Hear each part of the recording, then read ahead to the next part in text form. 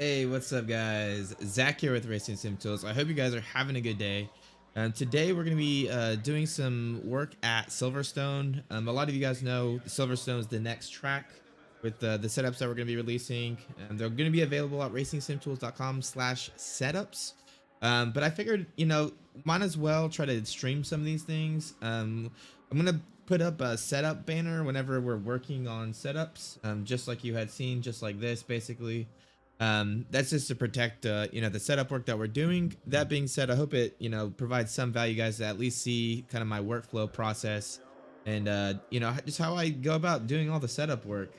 If you guys have any questions or anything, let me know. But other than that, it should be good. I am gonna boost up my mic just really quick. It looks like it's a little bit on the low side when I'm pointed the other directions. Probably, yeah, pretty loud when I'm facing that direction. Let's boost it up just just 1 dB. See how that goes. But before we get set up, we're gonna be doing the BMW, the Honda NXX, and the Nissan. Those are the last 3 that we have. But I always, I'm not the fastest driver. I'm fairly quick, but I like to get warmed up. Again, when you're doing setup work, you need to make sure you're within a tenth or two every lap, just to make sure you're taking that driver variability out of things. So I always just load in before I get started with any kind of setup work. I just load in my favorite car just so I enjoy it, which is the Lexus. We already did the setup for the Lexus, so it should be good. But I'm just gonna turn a few laps just to get warmed up, and then we should be good to go. So I'm just gonna load in the RST setup real quick, and let's give her a go. Green light, go, go, go. First few laps today, so let's see how it goes.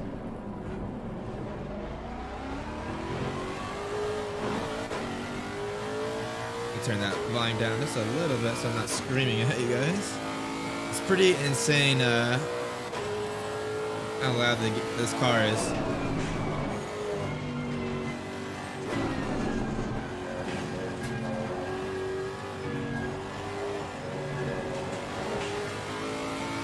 And let me know how the stream is, guys. I'm experimenting with 1440p. Trying to see if we can push the boundary just a little bit on the quality of the stream. But hopefully it looks good. If not, let me know. I'll try to fix it. So I got to be a little bit careful here on these opening laps. You don't want to push too hard. When you have colder tires, they'll green a little bit, and it'll just cause you kind of issues down the road.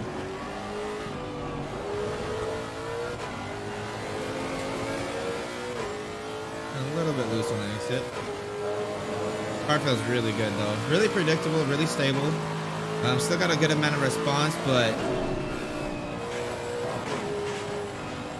little wide there. these setups are also set up in 23 degrees ambient and a 28 degrees Celsius track, just so we can keep them consistent. If you guys use these setups, you will need to make adjustments to the tire pressures. In the infographics that you guys get when you get the setups, we do include what turns that we look at when we set the tire pressures, so you can do the same. Love this car though.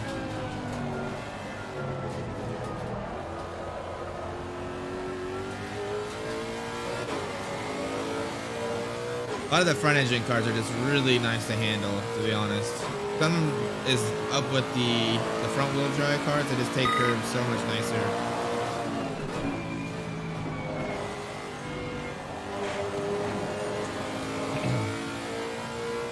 A little bit late on the brake there.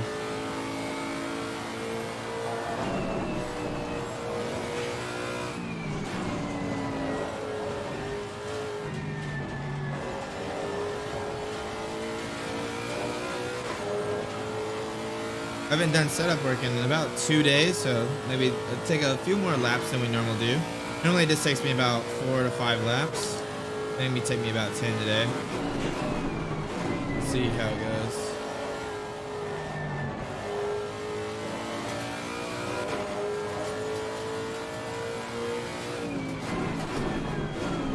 Let's check in the conditions real quick.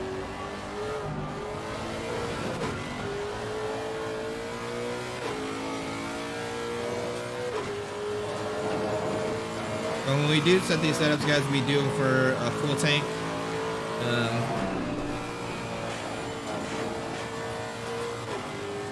And I will show you guys how I will do a video about adjusting the fuel loads. A lot of people don't know this, but anytime you adjust a fuel load, you have to adjust the ride heights.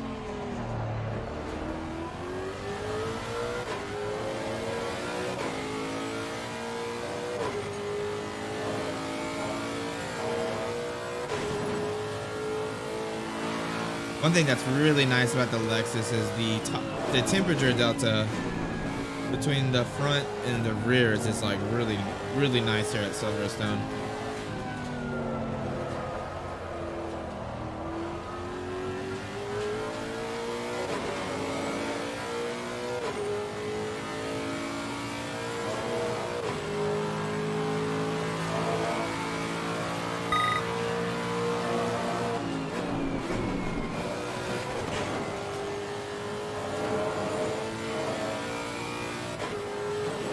I can do about a 19.5.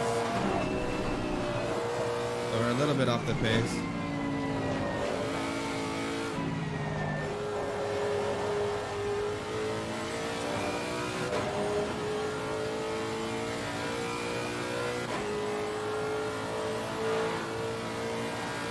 If you guys have any questions about RST, let me know in the chat, guys. We'll try to use these as kind of like live Q&As. I'm mostly going to be kind of tell you guys what I'm doing and what I'm thinking, but if you guys have any questions or anything, let me know and I can show you guys how to do specific things in the tool.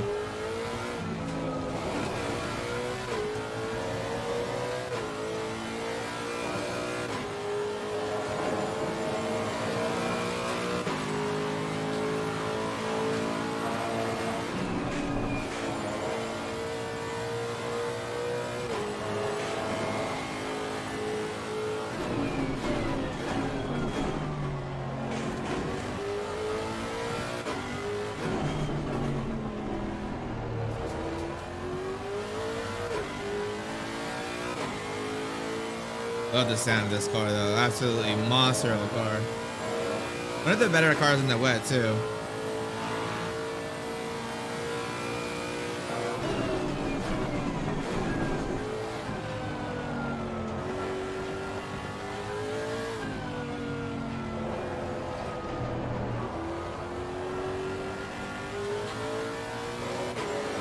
There we go. Finally got a good exit there.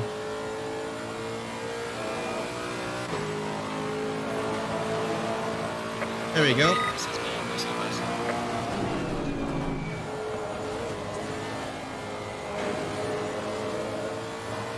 See if we can get in the 159. If we can do like a 159.7, I'll be pretty happy with that. We can start doing setup work.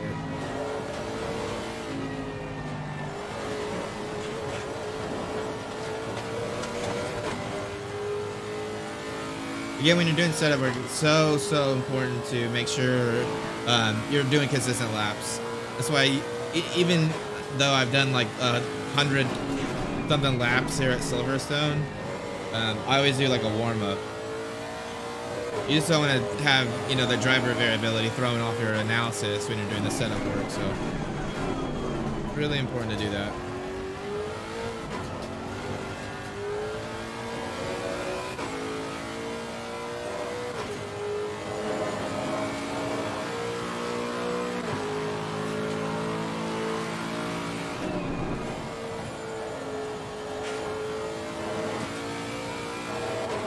Mistake there.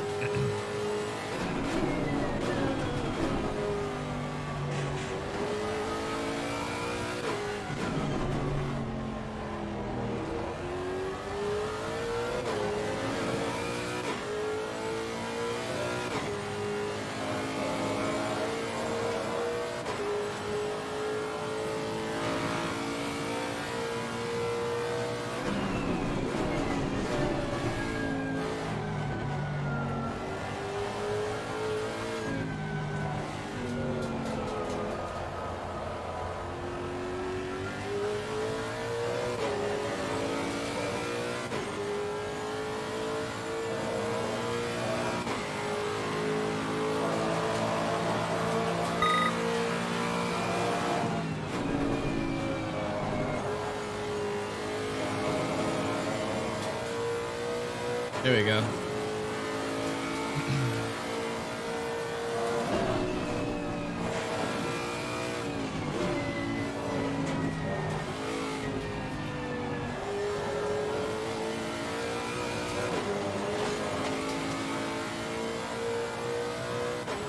Good run through sector 1 that lap. 3/10.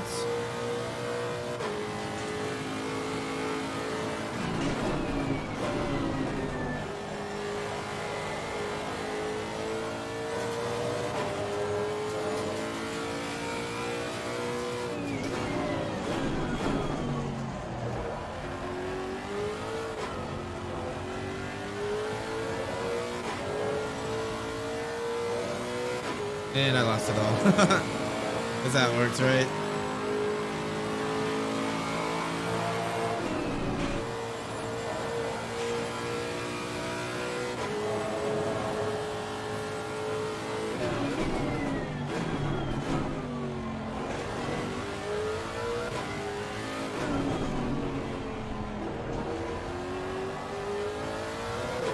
Oh, that was a good exit.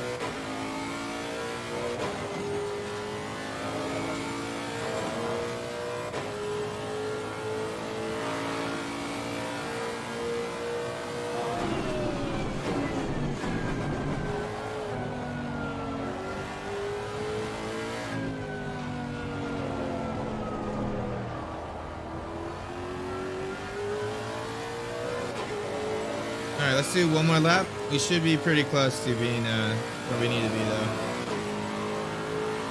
Within a 10th that lap. Can I do another one within a lap or two? What would you guys prefer? You guys want to do the NSX first or the BMW first? I was thinking the BMW. Not sure how it is at Silverstone. It was a horrible car to do setup work at Spa, though. I was absolutely dreading doing setup work for it.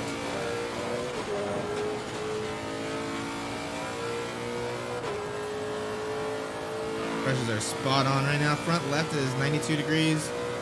Rear left is 91, so temperature is really good. Oh, I broke way too deep there.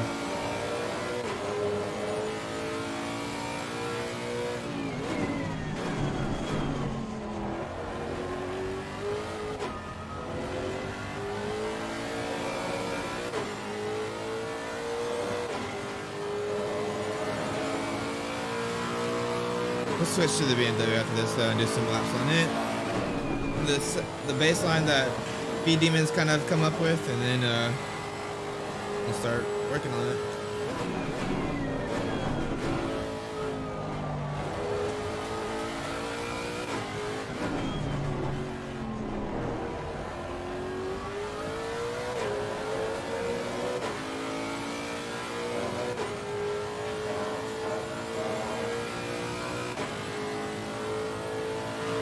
Did have to change the track conditions, but it looks like it's set perfectly 23C, 28C, so.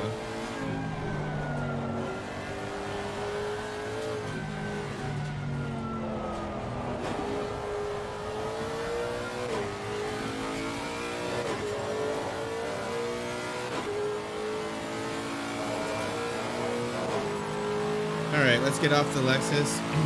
That last lap, I just made a stupid mistake, but we should be okay to go over to the BMW now. So I think we'll do the BMW first. I just really enjoy that car. I just like the way it looks. The NSX is fun too, but it's just got so much turbo lag. Let's go with the here.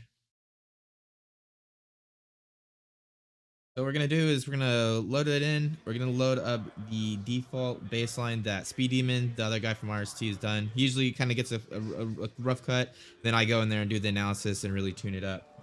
So we're just gonna cover that up real quick. I'm gonna do setup here, and then what we're gonna do is load in the setup. We have a Google.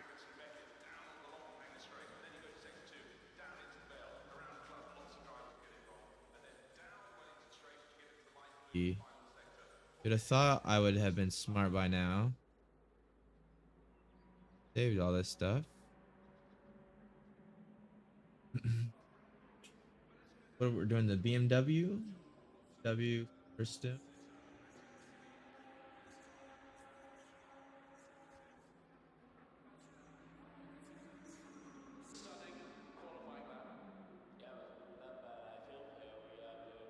I already have one in there. There we go. Go load that one up. All right, guys, and then we should be good here. Green light. Go, go, go. Let's load her and see how it is. I have not driven this car at Silverstone, so I have no idea. So I always go kind of slow at the beginning, just so my ride heights will be the level. And that way I don't have to do like a whole nother lap and stand still. That should be it.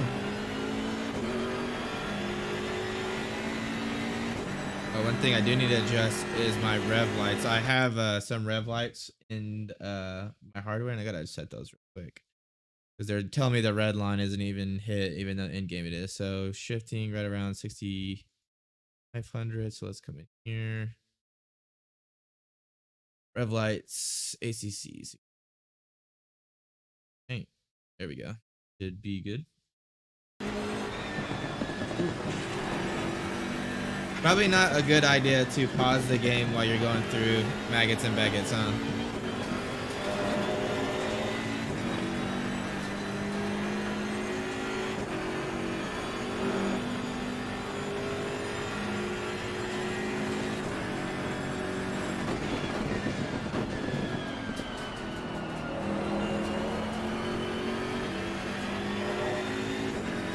The setup actually feels pretty good so far, but let's see.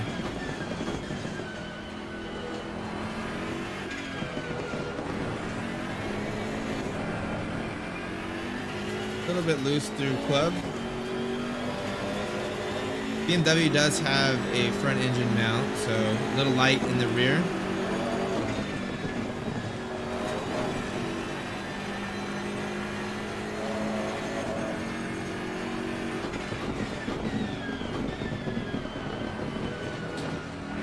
Keep turning in a little early there.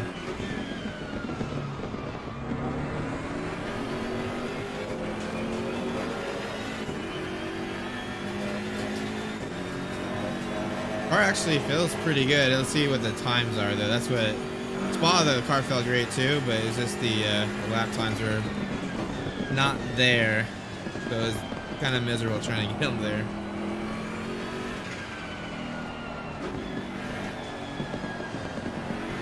Mid corner feels great though. Not a lot of push. Little exit over there, just like we had at club that one time. Might soften the rear bump dampening just a little bit. Have to see though. Still waiting for these tire pressures to come up.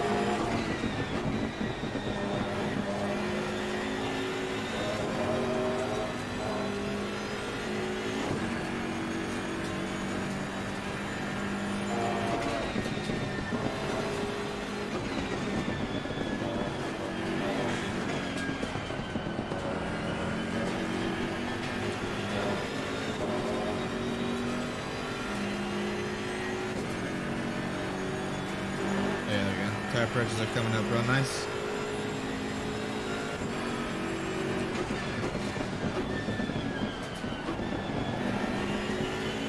Car has really good grip through stow there. Stow is really downforce dependent, and the car just really grips up through there really nice.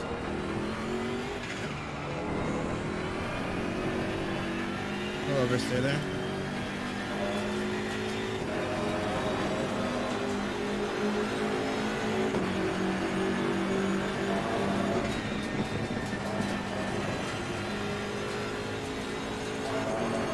Response feels really good.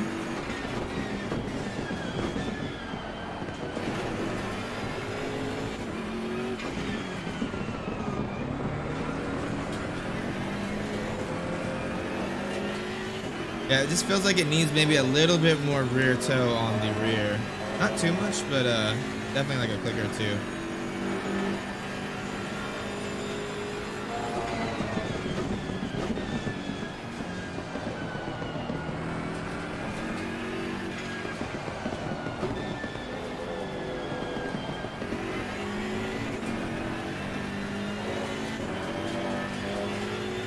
Let's see what time we get here, boys. 159.9 out of the box. I will take that. That's actually pretty good here.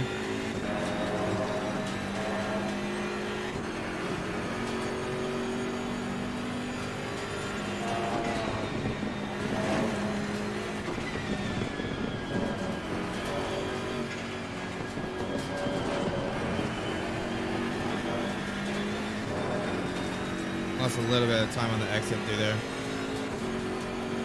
Hey, what's up, new type? Yeah, man, I couldn't really sleep, and I was just thinking about things that we could start doing. So I'm trying to wrap these Silverstone setups, and I thought, it might be a good way to, I don't know, just kind of talk through what's going through my mind when I'm doing these setups. So I'll have to see. We're doing the BMW first, though. We'll see how it goes. Unfortunately, I do have to hide the setup, so you guys won't be able to see what adjustments I'll make. I'll try to tell you what I'm adjusting without telling you what numbers I'm actually at. But if you guys have any questions about RST or want me to show you guys something, we can definitely use that time for now too. We got 3 more setups to do for the Silverstone pack, and then we got to do some data analysis on it, so make sure tire wear and everything over the full stint's okay. I'm hoping they're gonna be out, I don't know, hopefully mid of this week. Well, I'm trying to get them done tonight a little bit, One second, let me get on the straight, bud, and I'll read your reply here.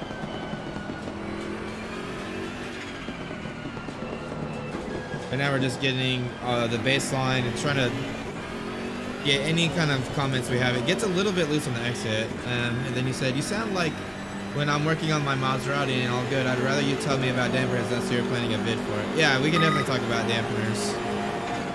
So when we talk about them, I'll talk about them in regards to this car. If you're doing other games, like you said, like the Maserati, it's going to be a little different, right? Because these cars, the GT3 cars in ACC, they're very influenced by downforce.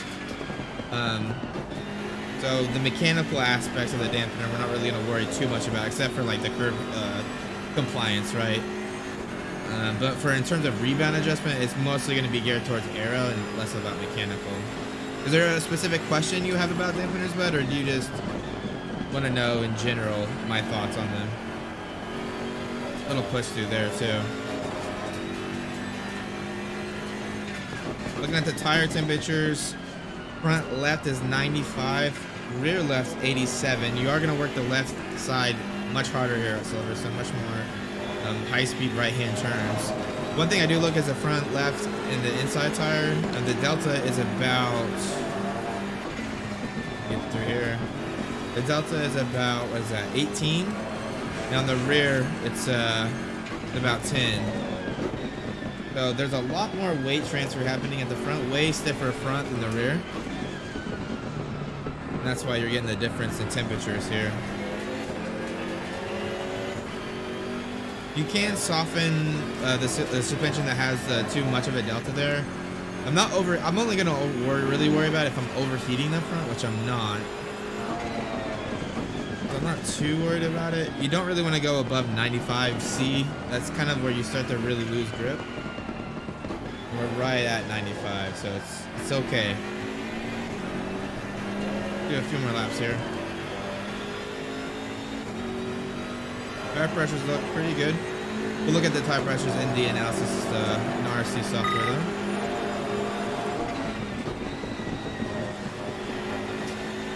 And you can take so much curb on the inside. It's insane.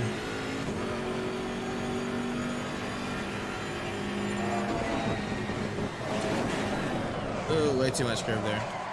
Okay, that's fine. Let's go ahead and load up the software though.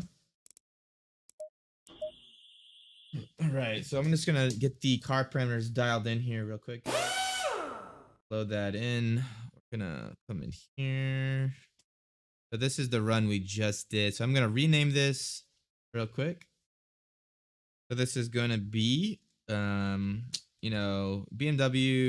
RST baseline. Just hit save, and I just hit save because it'll rename the bottom here. We'll delete these because we don't need them anymore. So first things first, we gotta get the car parameters, which you guys actually won't be able to see, unfortunately. I almost wonder if there's a way for me to screen share. Let's do that. Let's do, instead of a window capture, I'm gonna try this real quick. Sorry, just do the display capture.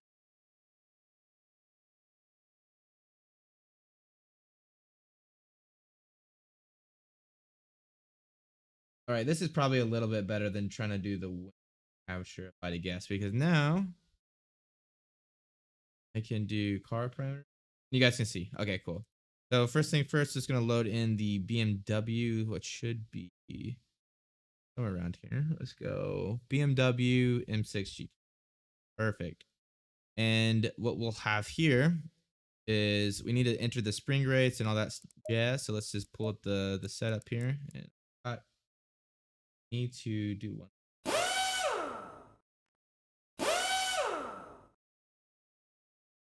Should have done this all before. I thought I had it all good to go, but I guess I didn't. So I'm just editing this scene real quick, guys.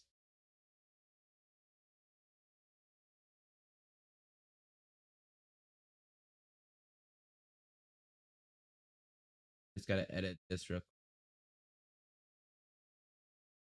50, 50.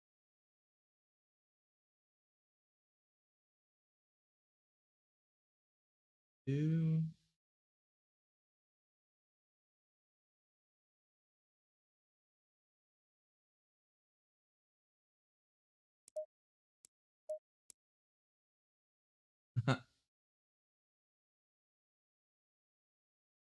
Not really think this one. This have it on the light. Let's see.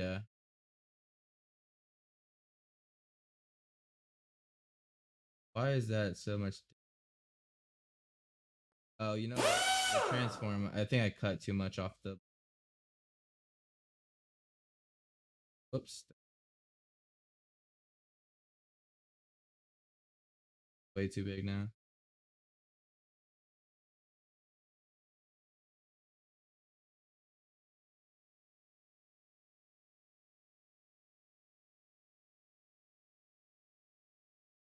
Righty, there we go. Okay, cool. So what we'll do now is, actually, it doesn't really matter. Let's just do the window capture, because now that I think about it, you guys won't be able to see this anyways.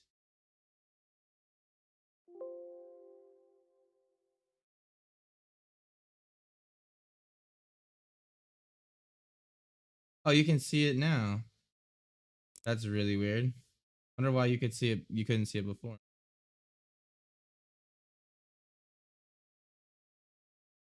Okay, well, I'll take that. New type said, yeah, I was wondering for mechanical stuff if dampeners might help balance the tire temp because I've been having an issue with uneven tire temps. So that's a really good question. And it does. And I did talk to Eris about this because the effect wasn't as much as I thought it should be. But we'll explain that. Let me get these dialed in real quick and then we'll talk. So static ride height, I don't know. Let me do arrow. Arrow's 52 up front, 66 on the back. Um, for the static loads, what I do is I come in here, go to time, and remember I had said I like kind of like chill on the exit, just to be able to get the dampener travels. That's what I was saying. So like right here, this is a good indication. So the rear tires are like right around like right around like 24 millimeters, and then the fronts are right around like 16 millimeters. And I do it on the roll because you don't have to be super precise. You can if you want, but I don't. Next, I'm going to do is do my car stats here. We have a cheat sheet that we've made to come up with these things. So I'm just going to type this in. What settings are we using for everything? 6. What's that? 8. Okay, and then 166 and okay, so the magic number we're using here right now with this setup is 5.02%. And that's just coming from knowing what the min and max are. Hey, what's up, Vuklev? Thanks for the support, man. Appreciate it. We're just working through some of the setup stuff right now. So I don't know if you have any questions, just let us know. I'll try to show kind of what I'm doing here. Right now, I'm just coming up with the car parameters. The front ARB in the game, it's a click setting. So we're transferring that to a non-click setting. So when I did the calculations, 24.1 newtons per millimeter in the front, 24.4 on the back. And then I just like to change these to 50. We don't really know what they are for ACC, but 40 millimeters per second is pretty average for a real life transition speed. We'll just do that. And then we're going to save these. We'll save them to Silverstone. Let's actually make a new folder.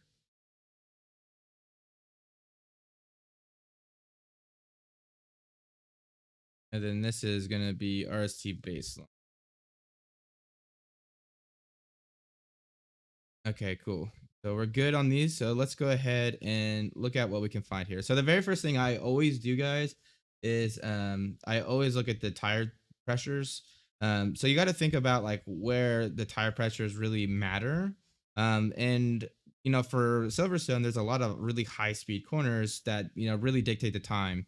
So that's typically what I'll do. Typically, we'll set the tire pressures to be pretty good at maggots. Left-handers for Stowe, and then right-handers for Brooklyn, so that's a really high corner that you really want the pressures to be right on. So you can see if you come look at this first slide, you can see that the thing is kind of rising. They're not like kind of at a nominal steady state. So we don't want to use that lap. Lap 2 is probably where they start to balance out. Yeah, they're pretty flat here. But let's just use lap 3 to be on to be sure here. So the front left pressure is 28 point. Oh, we got to get this to maggots real quick. So let's get that adjusted. Okay. So the front left's 27.7. So we need to come down by 0.2. Front right, it needs to come down 0.1. So let's go ahead and make that adjustment here. So it needs to come down 2, and then 1 on the front right, and then on the rear left, we'll just go down like 0.1. I like them to be just a little bit less in the fronts, and just gives you a little bit more progression on the rear. One thing that we did notice, and what we can do is come to stability and get the hell out. One thing I did notice is on some of these like kind of low speed corners, we did get a little bit of like oversteer on the exit, right? Like we just got a little bit too much response. If really felt it on like Brooklyn's a few times, so like our club here. So like you can see that one maybe. Let's see. There's a little bit of instability. This spike right here. This is kind of where we got on it. Let's see what's going on with the dampener speeds for this point. Yeah, we definitely got into a little bit of a compression zone here. Zoom these in. Yeah, the damper speeds look okay. Definitely a little bit of a rebound here. What tire is that? That is rear left. So that makes sense. There's a lot of load on there. And we got a little bit. That's probably where we roll over that outside curb because we didn't get it on this second lap, but we did get a compression on that rear left. And it is in low speed, so I might soften the rear low speed dampener just a little bit. So let me add my webcam too real quick, guys. Because the webcam will help me illustrate something. I just paste. One second. I'm figure out how to copy paste these. Here we go. I want to just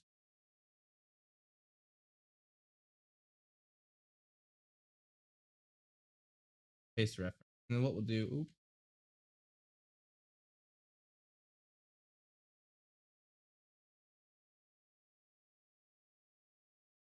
if I move these, hopefully this doesn't move it on the other.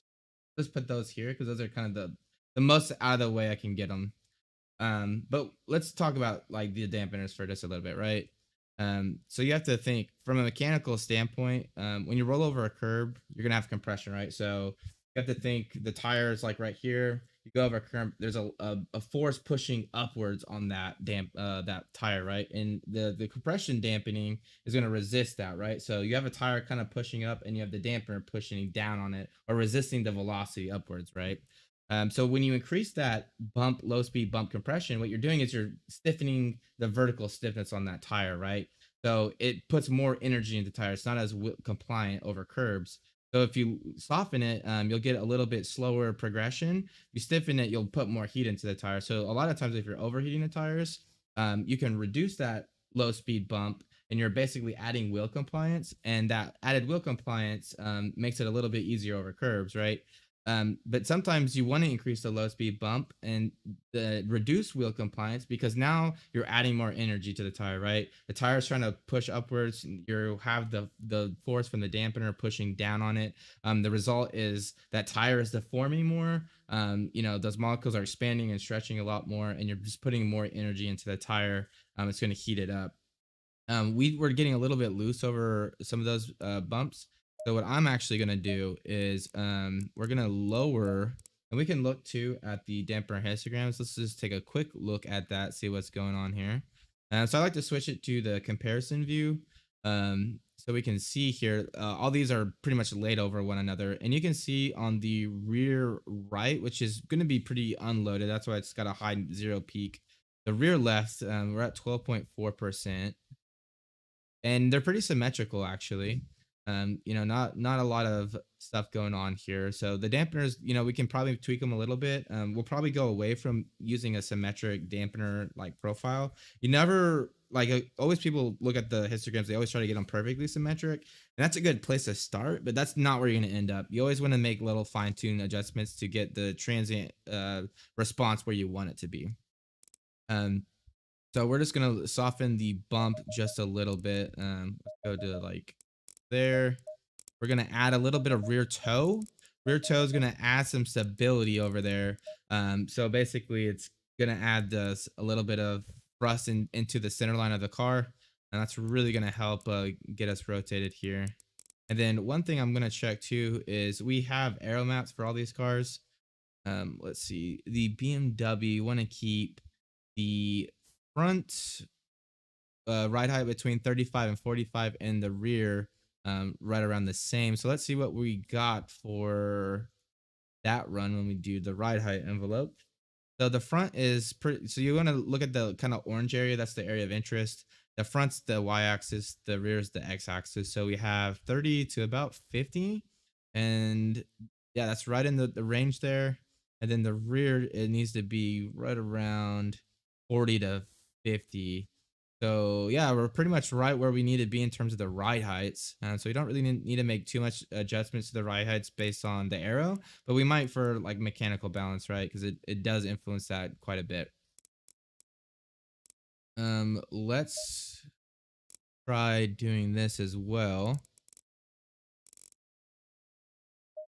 I'm gonna go down just a little bit here. I'm just stiffening up the front just a little bit, just a little bit. So new type said, would this graph determine ride height ground out too? Oh, if you're like going into the ground. I'm not sure actually. It should, because basically all these points are just points generated from the graphs. So there is just a different way to visualize it, right? But I do this to kind of just get an idea of like where everything's at. That's why it's called the ride height envelope. It's identifying the envelope of the car over the lap, right? That's why I use it. The color is supposed to be downforce. So that's why I said look at the gold area, because that's where you're producing the most downforce, right? So that's why I said do that. But that looks pretty good. One thing I did forget to do, guys, is we never accounted for a full load here on the fuel. So what we'll do is we'll just do that.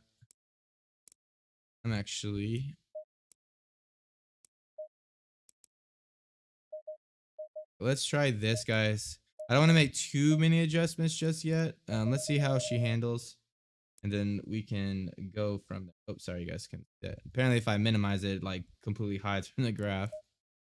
But yeah, let's just give this a go and see how she handles. Then we'll do a little bit. I'm curious if this car is really sensitive to rear toe. A lot of the cars in ACC, rear toe really makes a big difference. So I'm kind of curious to see if we get the same effect here. But yeah, just call this, and then we're just gonna call this RST Silverstone BMW 1.6.6 version 0.1. I always name them 0.1s until they become like verified, and then we call them 1.0. So let's do that. All right, let's go ahead and see how we do. So we'll be slower because I forgot the last setup wasn't on full fuel. So that's going to be kind of an issue for us.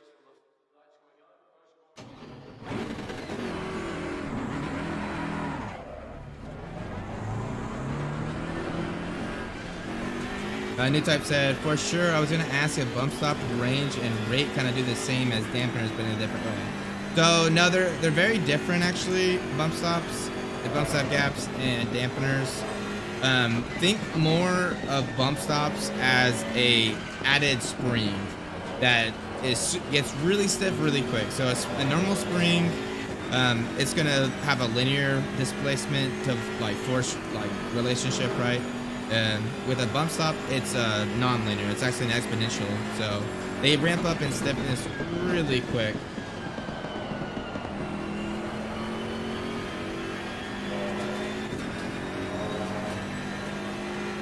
Sorry, feeling quite a bit better. You can really feel the weight with this car.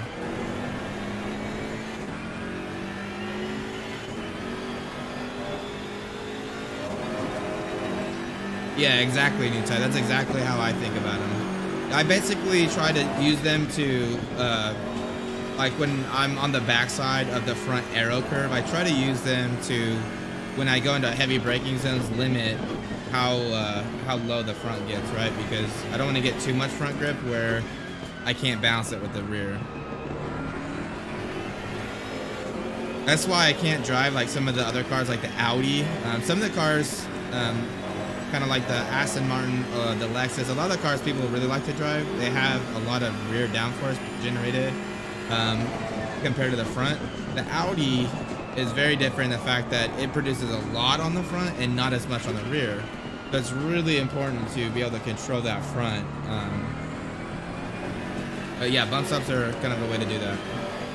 Yeah, exactly. That's exactly. It's basically to limit how much pitch you can really get into the setup. They limit travel though, right? So that's kind of the trade-off. If you have a lot of curbs, like Imola, a lot of bump stop usage is really gonna kill your wheel compliance, right? So you just gotta be kind of careful of that.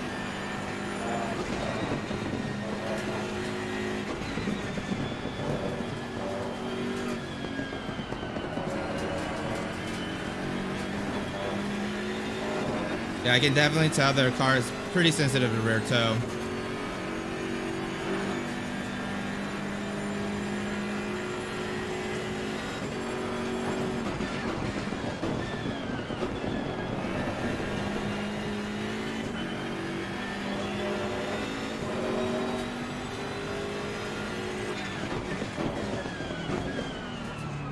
Oh, look, this car is heavy. Oh yeah, so much better through club through there.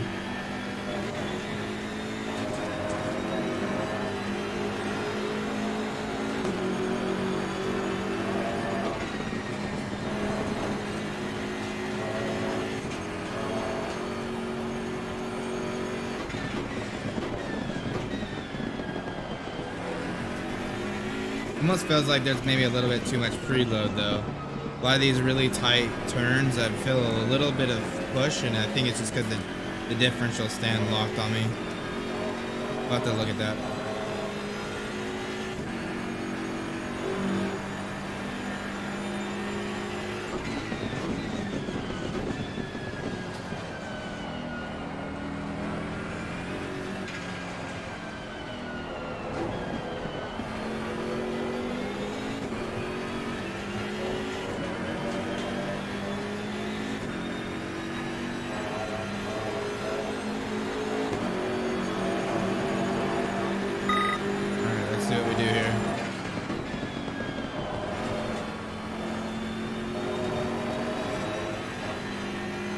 I think we can actually go a little bit less wing on it too. Car is really stable through pops. Really stable through here, almost like too stable. The response is kind of lacking because of it.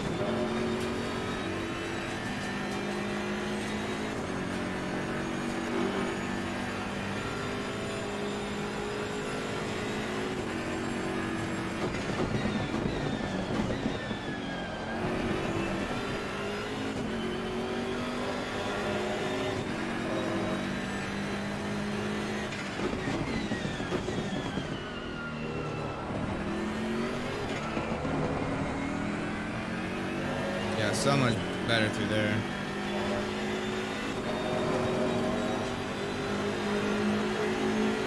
So we are 3/10 down, but you have to remember we went from the lap that we set the best time on, the 59.9, we did on 60 liters, so on another almost 60 liters of fuel here.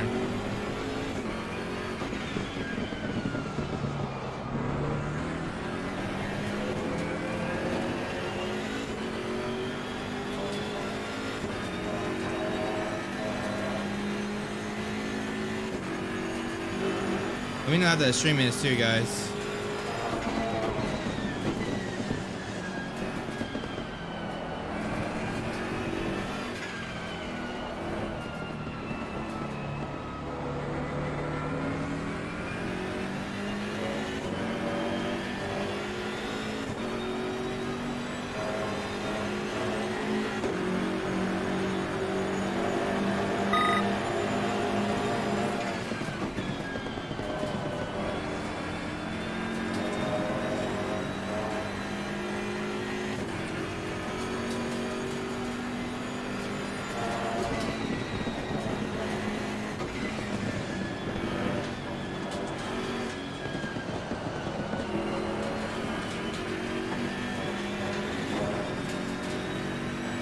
Come on.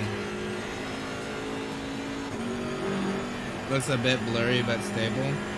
Shouldn't be blurry. What resolution are you using? Are you at the 1440p or is it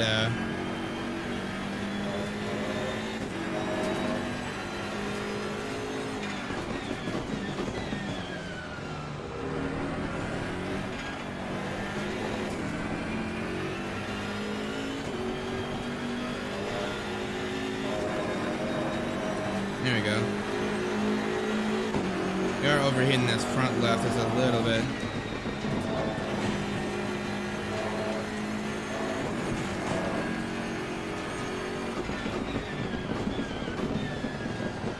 Gotcha.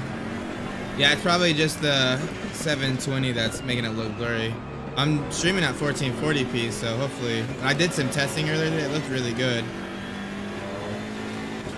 But I never know. I always feel like streaming, like I'm always like messing with it.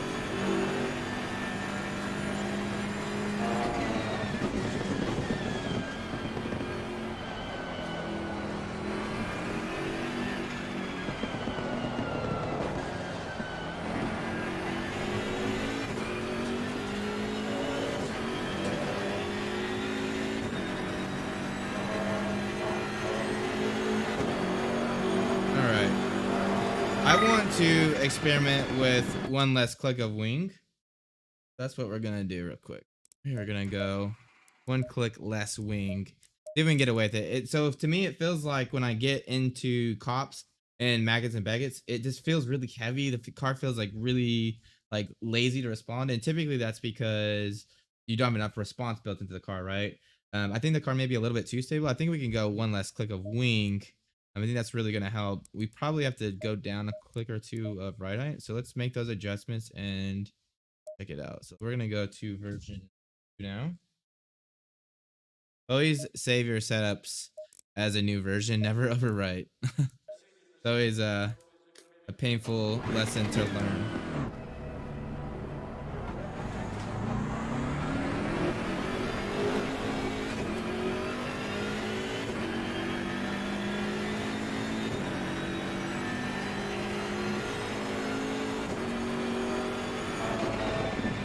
Yeah, that happened to me when I was doing the spa setups.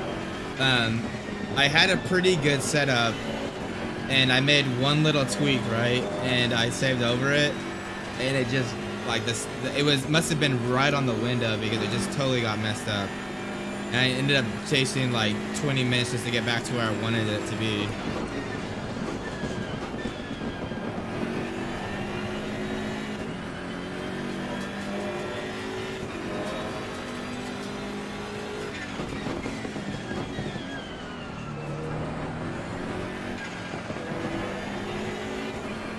That feels way better in some ways. Let's wait and hold judgment until the temps come or the pressures come up though.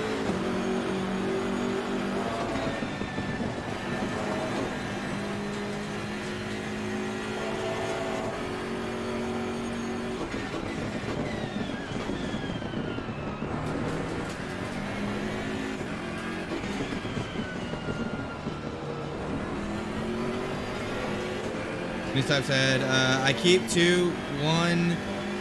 What I've liked so far in the brainstorm setup, like I like to call it. Yeah, no, everyone's got a different approach for sure. I like to just save every version, just so if I'm curious about something, I can quickly go back.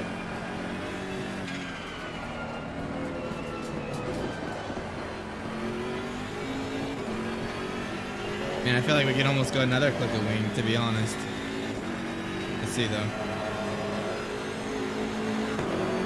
So the front's 4 degrees, rear's 4 degrees, so that's a lot better in terms of.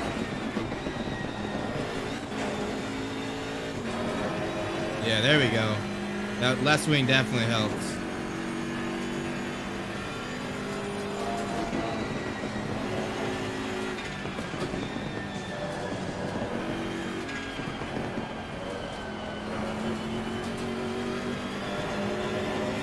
Oh, damn it.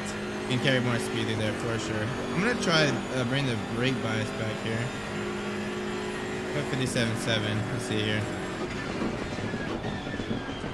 Oh yeah, much better right there too.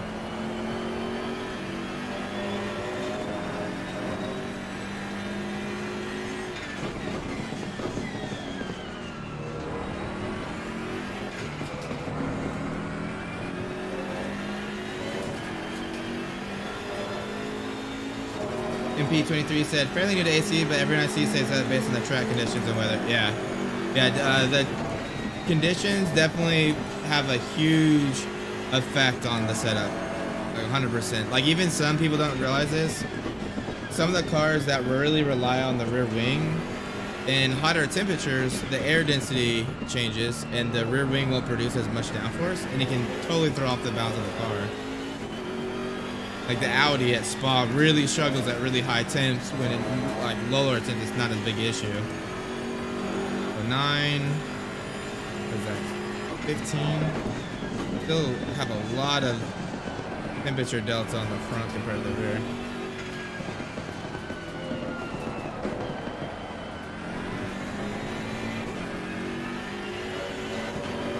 All right, we're on pace with what we did on 60 liters. That's quite good.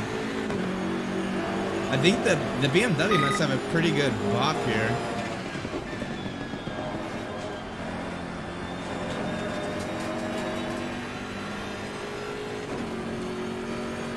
And I almost feel like I could go another click of rear wing.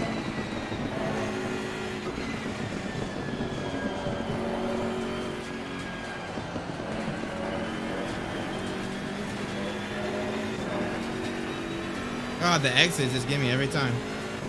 You said the tires before a setup, build, or after. So the tires are so crucial. You have to do it all the time, basically.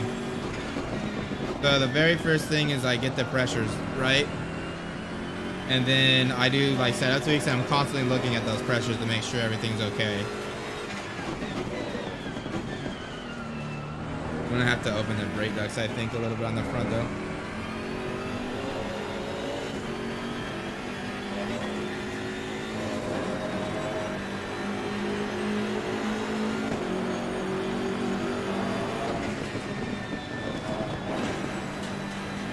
Barely getting 51s. What do you mean, bud?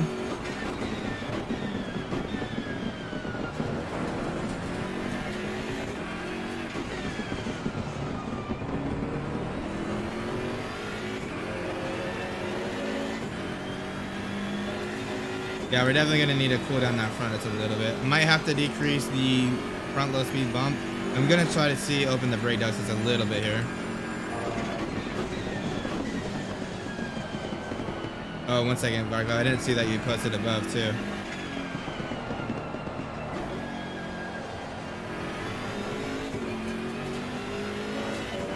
Good exit, really.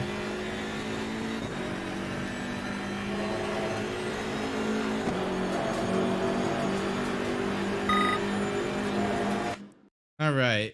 So Varclav said, yeah, I'm using the audio at GT3 miles. I want to set the aero 45% from 55% aero bounce. Yeah, it just depends what you can get away with. A lot of people think that the tool in ACC you can just look at and use between all the cars. They're pretty car dependent. It'll at least tell you how adjustments you're making is moving it forward for that car, but you can't really compare the cars between one another, unfortunately.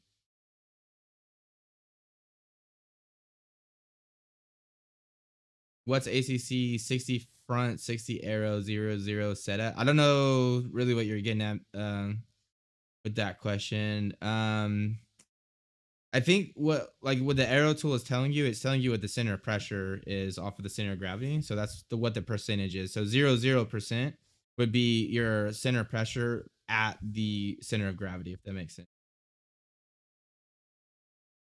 It just depends on Varclave on the car that you're doing. There's 40, 60. It like you really got to pay attention to like where your center of gravity is. Some cars like typically will go to like 5%, but even some cars, I was talking to Alex from the race room, the physics guy. Me and him were having a discussion on it. Some cars even go up to like 20%. You really a good place to start is like 5 to 10% after the center of gravity, and then just go and test from there and then move it back as you feel that you need to. But let's do this real quick. Let's take this this one, because all I changed was a few things like toe. Then call this here. And then we're gonna call this so 5+ would be I have to look. I don't remember if it depends on the sign convention. It might be far back or far forward. Basically, if you add rear wing and it goes up, like you're moving it backwards, right? So just go off of that. But in ACC 5% is quite a bit, so you'll just have to play with it. RST version gonna save that. And I just want to look at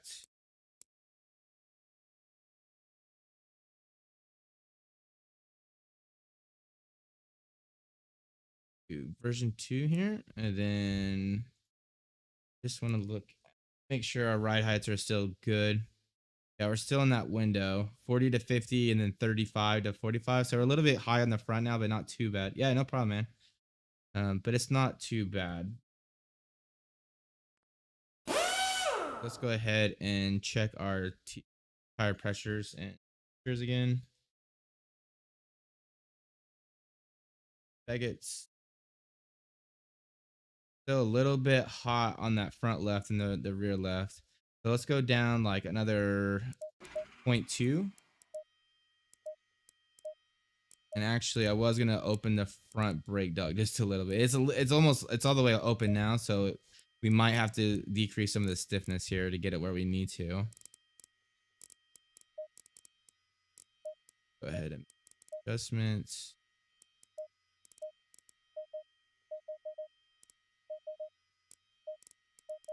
And then, as I said, we need to go tire pressures down 2, 1, 2.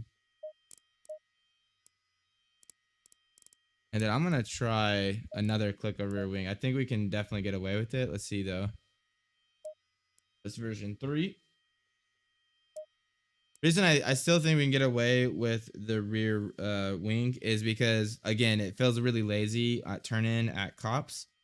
And I really want to get it to the point where it starts to over rotate if I brake too hard into that corner, right?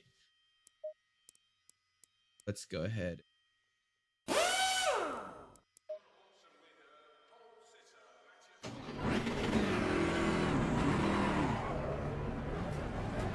Something I didn't check too is, let me make sure I'm on new tires. I always tend to have that tendency where I think I'm like on new tires. I'm not. And then I'm slow. Okay, yeah, we're on set 4, so we're good. So looking at set 3, just while I'm here, we were about 2.89 on the front right, 2.8 on the rear right, 2.84 on the rear left, 2.8. So we're definitely wearing that front tire quite a bit. Yeah, that's probably a lot of it has to do with the fact that we had so much rear wing in it.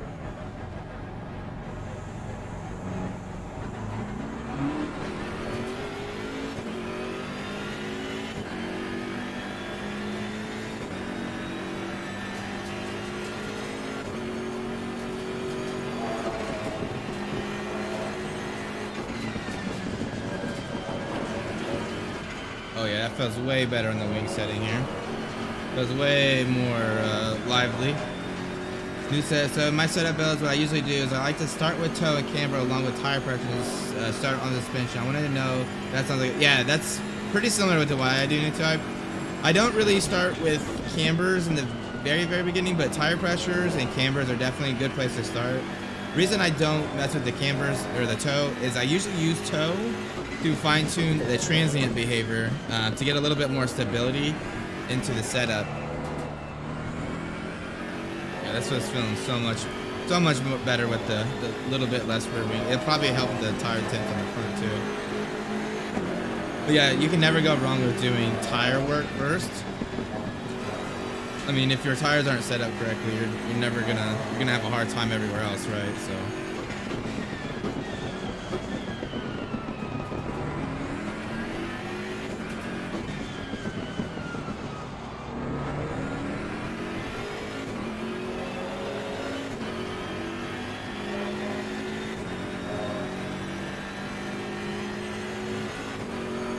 And I forgot to check the preload too. I thought I mentioned that the preload feels a little bit high to me. So would you use toe and rear after setting suspension? I usually set toe after, yeah, I do some suspension work. Because again, I try to get the balance of the car at steady state really good. And then I start making adjustments for transient. Well, one of the main adjustments I make for transient is rear toe in.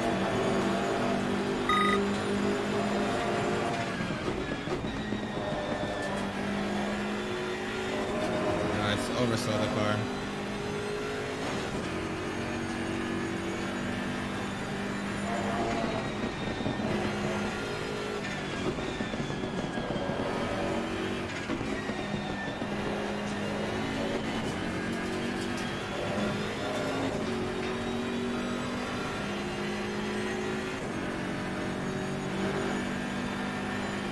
It just kind of depends in P23. I mean, it really, like, when I mess with bump stop is when I'm constantly having issues into the braking zone, hard braking zone after like high speeds, right? Or a good one is into maggots, because there's like that braking zone and then you're putting a lot of steering input in.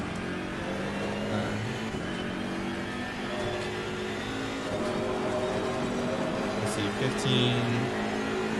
We have to increase the rear spring, I think, a little bit.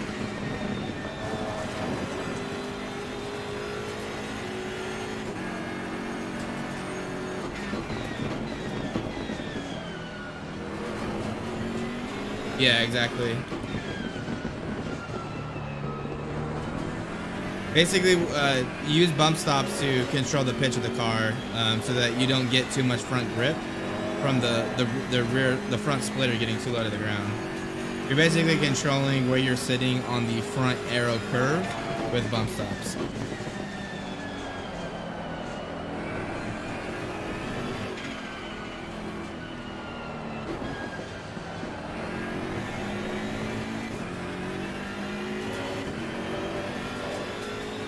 Tire temps are looking a lot better.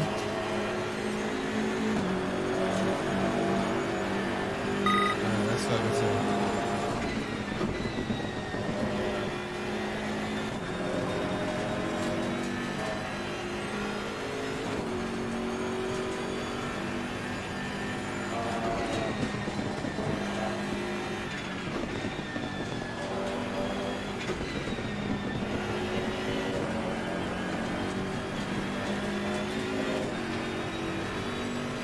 Man, it's just really lazy to rotate around on the exit through there. That's where I'm losing a lot of time.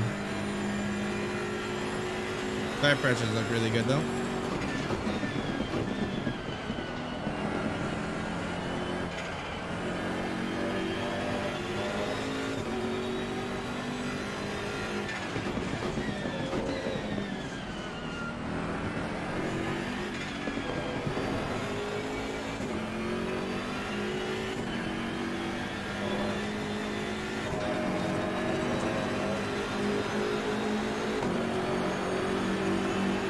We gotta do something about this. This front left is gonna be a real big issue here.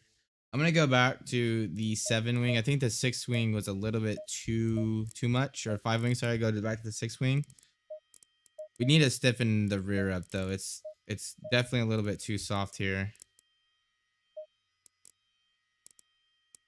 So I'm gonna look at my spreadsheets real quick. Open here.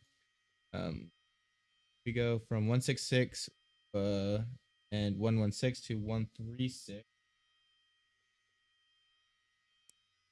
Then we're at 1.75. So let's drop this like.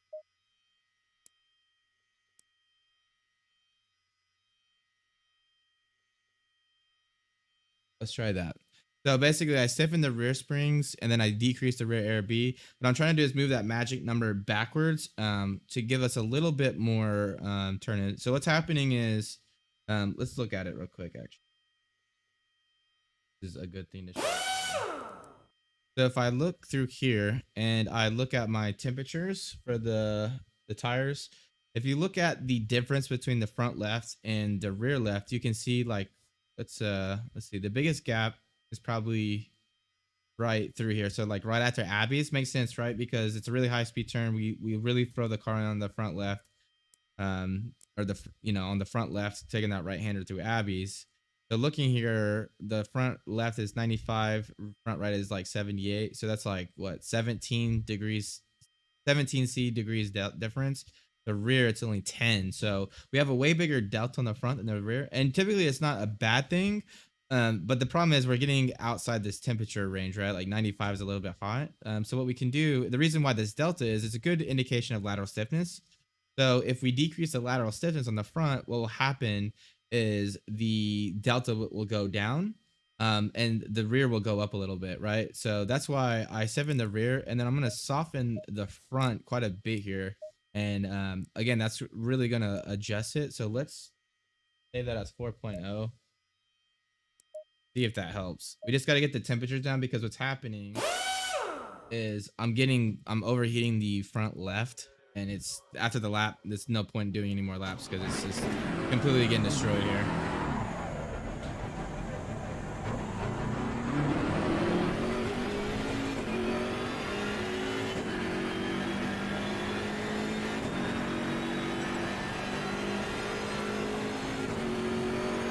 Let's check the weather too, make sure the tire.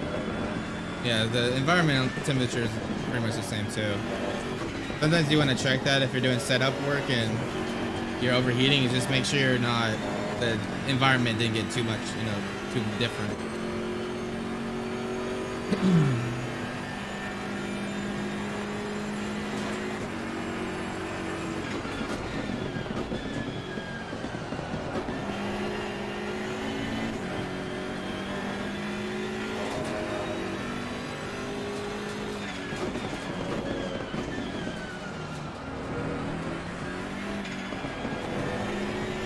Yeah, it feels much, response is much better with the higher rear spring.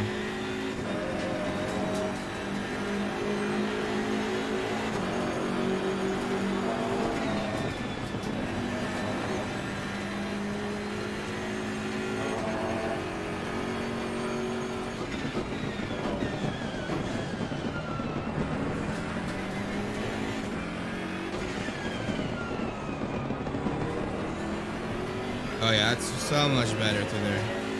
One second, guys. I do need to limit my FPS. I'm like starting to get a cap, so let me just move. I do have a 3090 on the way, so hopefully that will help with the streams. I gotta, whenever it's like pinging up and down, it always like lags the crap out of me. It's hard for me to do laps like that, so.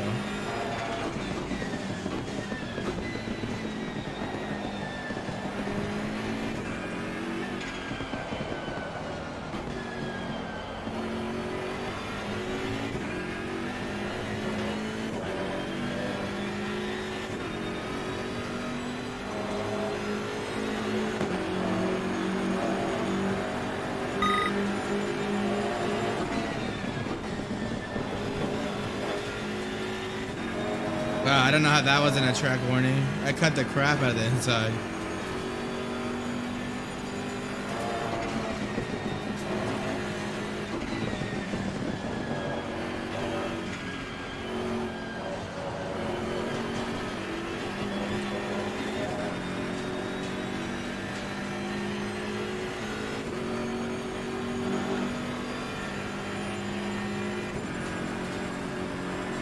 And the brake guys up just a little bit.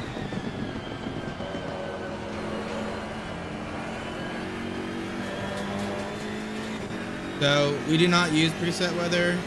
We have to set it custom because we're trying to mimic 23 ambient, 27 track for every setup that we do.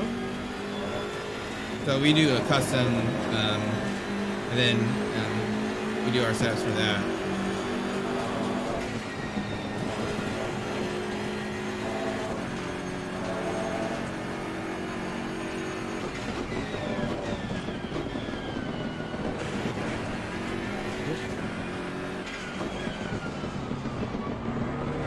Some mistakes on my part.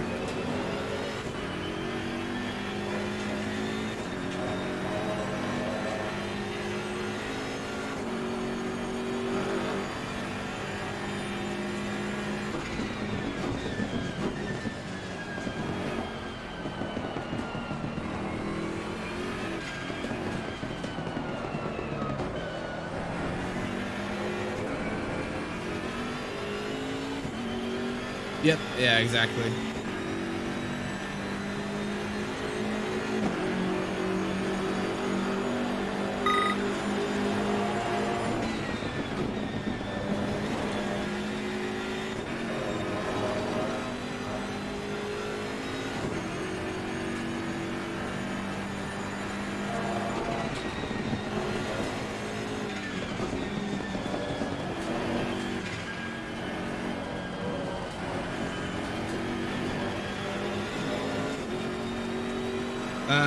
So how would you say tweaking TC1 and 2 and differential would come into the setup in terms of corner exit on slow turns? Do you normally check? So preload, don't even mess with it for corner exit. Only pay attention for it mid corner and in high speed corners, basically.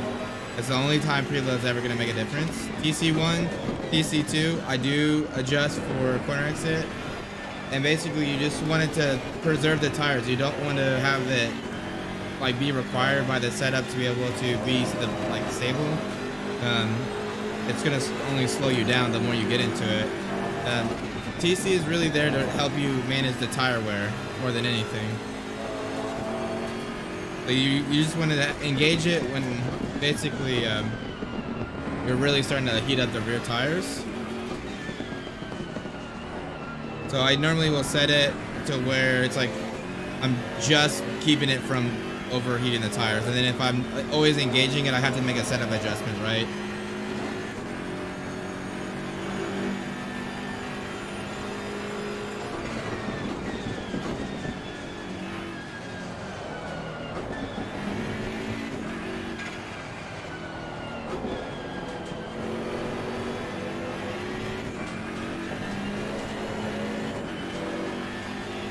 Yeah, of course, man.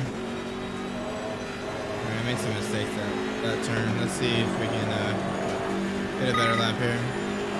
Car feels really good, honestly. I don't really have much complaints in terms of the handling response.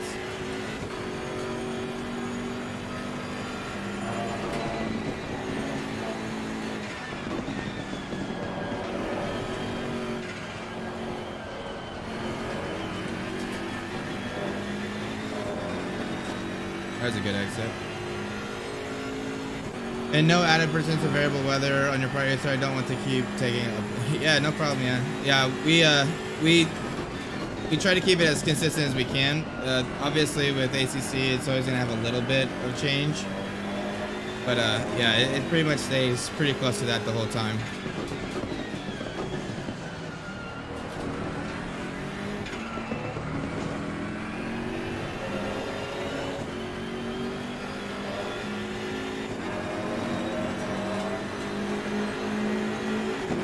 Front left just gets an absolutely destroyed on this track.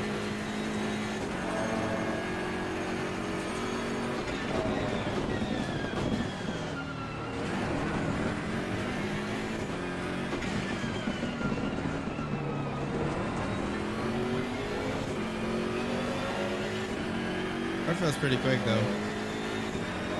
Usually like low 2s, high 59 is all I can really do as a driver.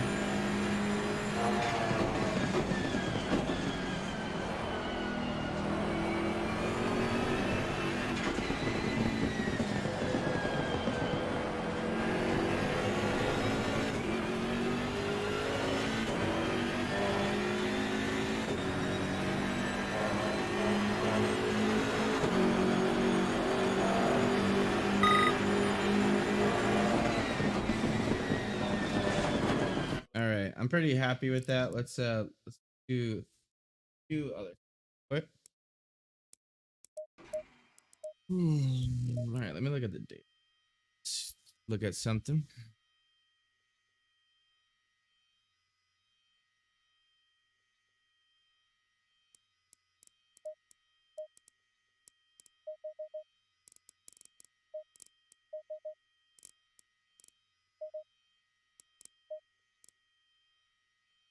Reload's actually not that high.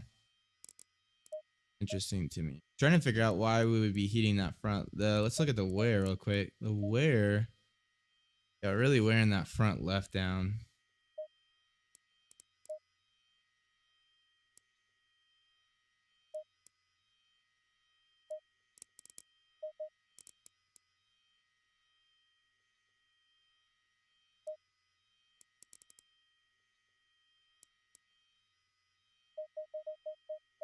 So what I'm gonna do is I'm gonna decrease the fast bump a bit. Let's see if that will help us get the temp down. Basically just adding some wheel compliance into the setup.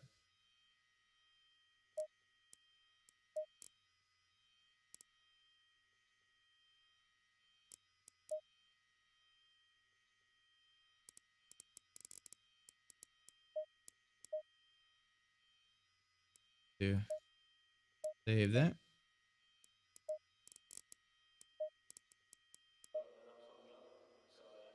Right.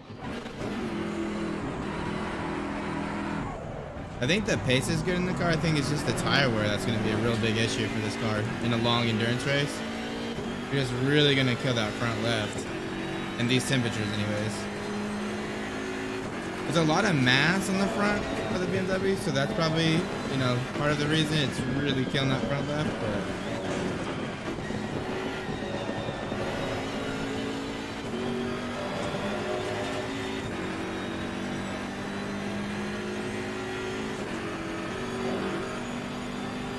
But let's see.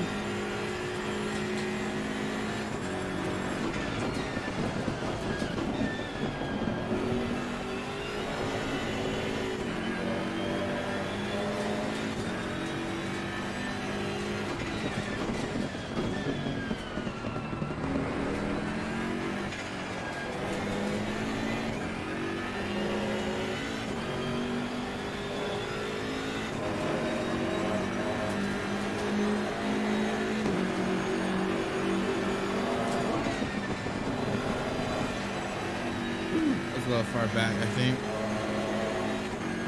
Yeah, it's not maxed, but I think that's maybe what's causing some of the heating issue that we're having. It's a thing between like too much stiffness in the front and then maybe the tire stance. So that's like the hard thing, right? It's figuring out where that balance should be.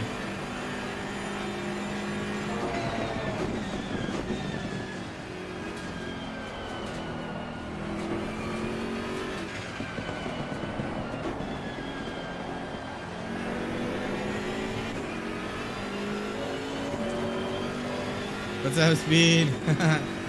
Let me go to bed. I get this Silverstone steps done, my man.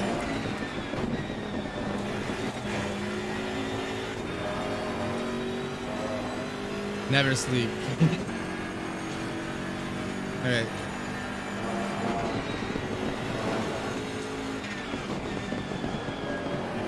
Oh no, they're loose there. I think we went a little too low in the preload, guys. Fire temp's doing better though. That is for sure.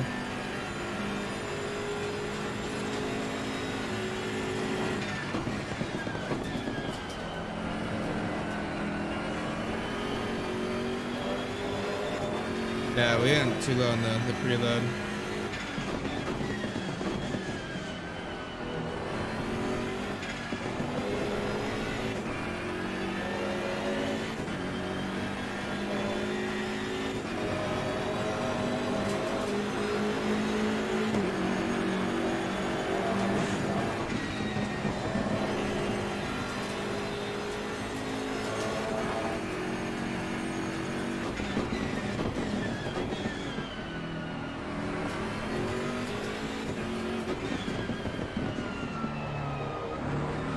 Feels amazing in these like tight turns though.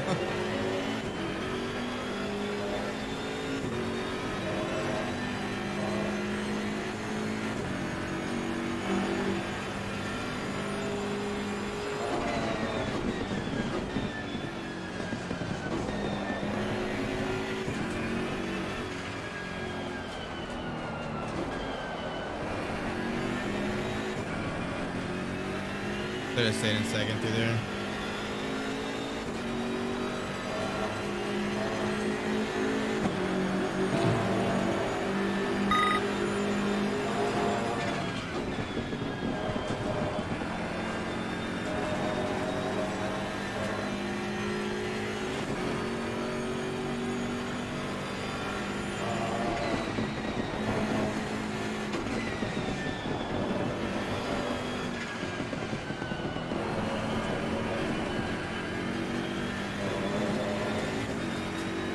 Let's go back. It definitely needs a little bit more preload. It definitely feels like it's like unlocking. Let's through here. Yeah, no problem, MP23, man. Really glad you guys are liking it. We're trying to make it as to it as possible, right? It's like always gonna be kind of hard, but hopefully we can, continue to help. Um, but let's go ahead and look at the differential. See, what is it doing? Where was I having it?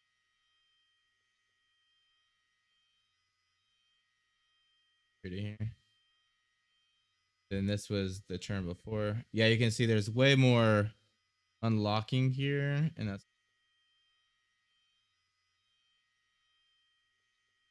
let's see, I turn left. That's where I kind of get loose sometimes. Way more locking through.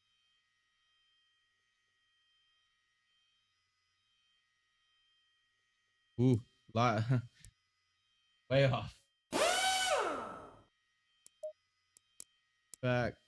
Version 5 was good, but went way too low.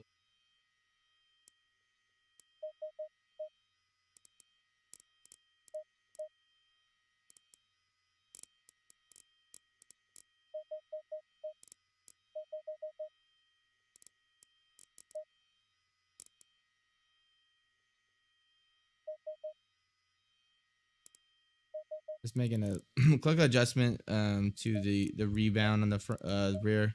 Gets a little bit pointy on trail brake, so I just kind of help relieve that just a little bit. Everything else.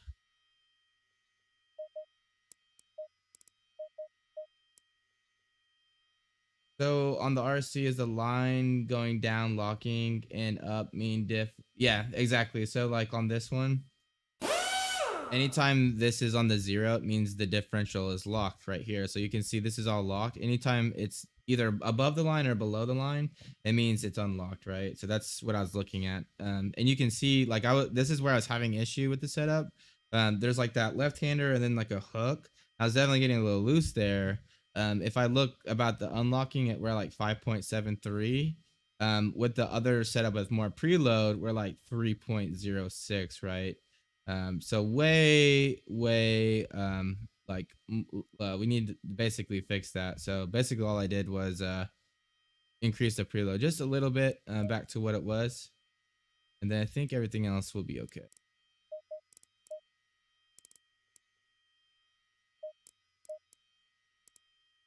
Just really trying to help that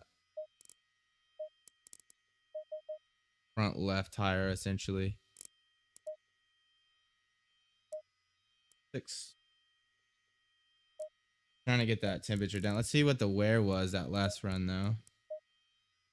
Oh, we're getting better, guys. We're getting better. The wear on the front left's a little bit less this last run. So let's try this. Let's drop the spring down a click. Go up on the front ARB. Get the magic number back to where it needed, like where it was. But with a little bit less front spring should help with the temperature a little bit here.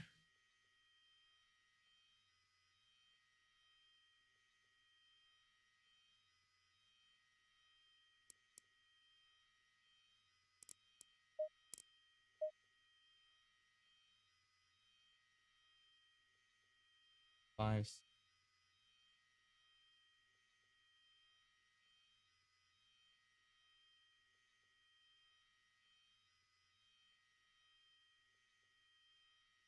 Okay, here we go.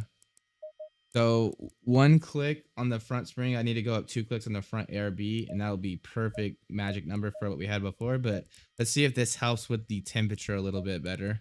To go in a little bit softer on that front should help. There we go.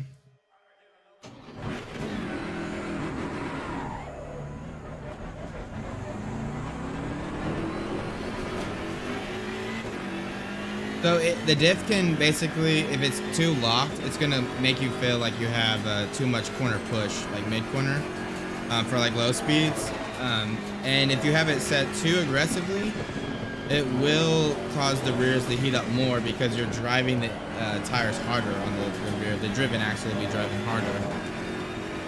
So you want to set it basically just to unlock where you need to. And so I went too much and I was losing it, so I increased it. But we're really looking for the front temperatures. That's what I'm really trying to resolve right now. Trying to get that down just a little bit. The balance feels really good. The magic number, the balance feels awesome. The aero's pretty good. It's just how can we make some changes, keep that balance where it is, and improve the front left tire temperature. Get it down. When it's above 100 degrees, it's going to really wear down. So, you know, if we're making these setups for endurance races, that will be an issue.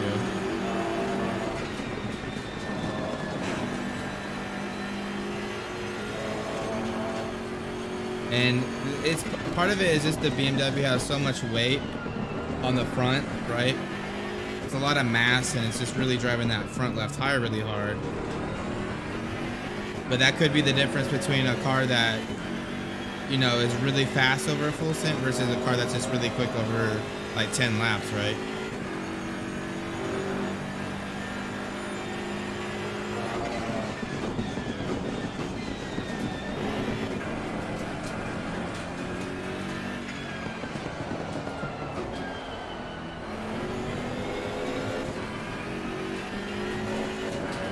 A lot of wheel spin is first gear.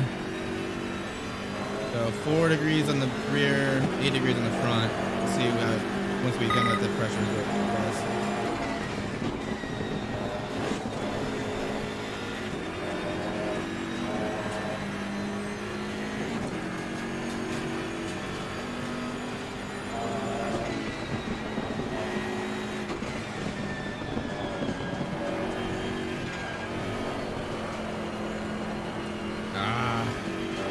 Pushed it too hard.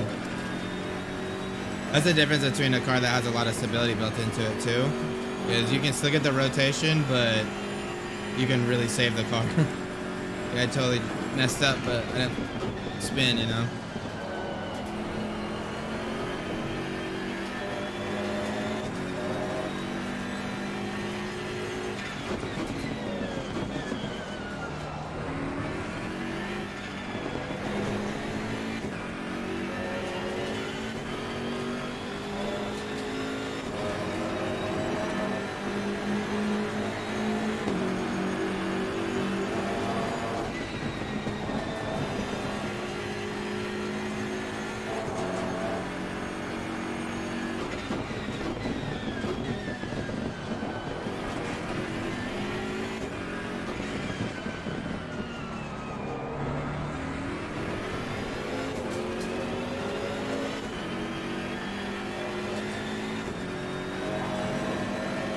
Here we go. Maybe one more click on the rear ARB to get the temperatures like perfect.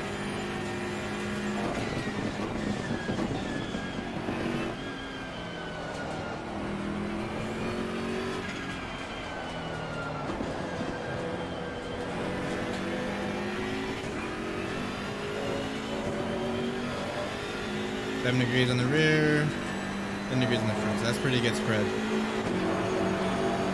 Pretty good spread.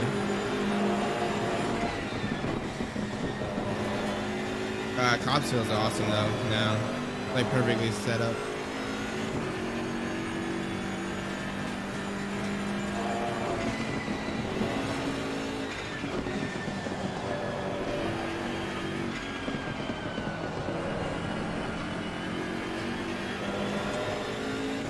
Need to move the brake bias forward just a little bit to save that rear there.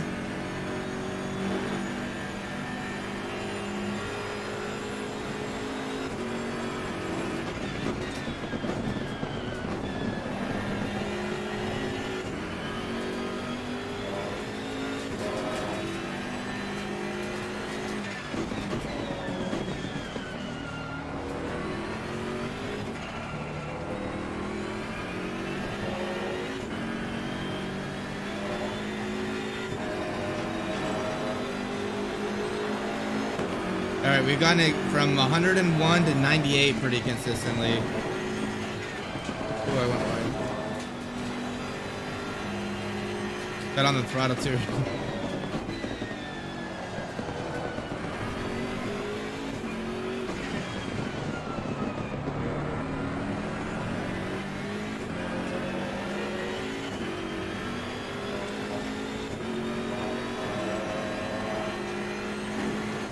We'll probably even go down a little bit more, to be honest.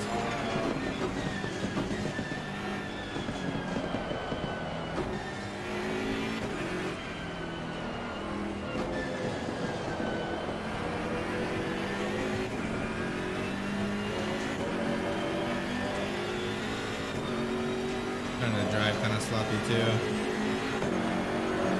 So 6 in the rear, 9 on the front.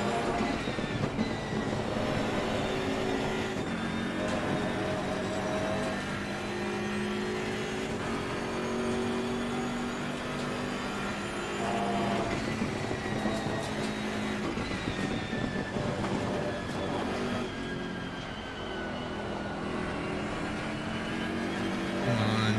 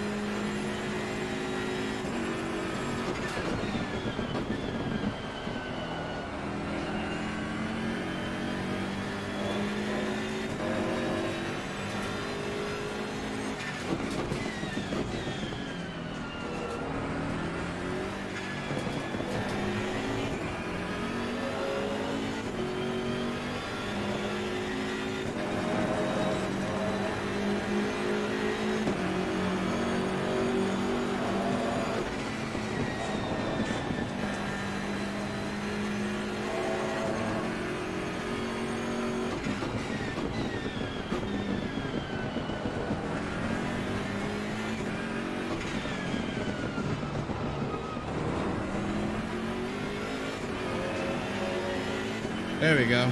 Come on, stay focused here. Yeah, tire temps are way perfect now. 97 degrees, 96 degrees.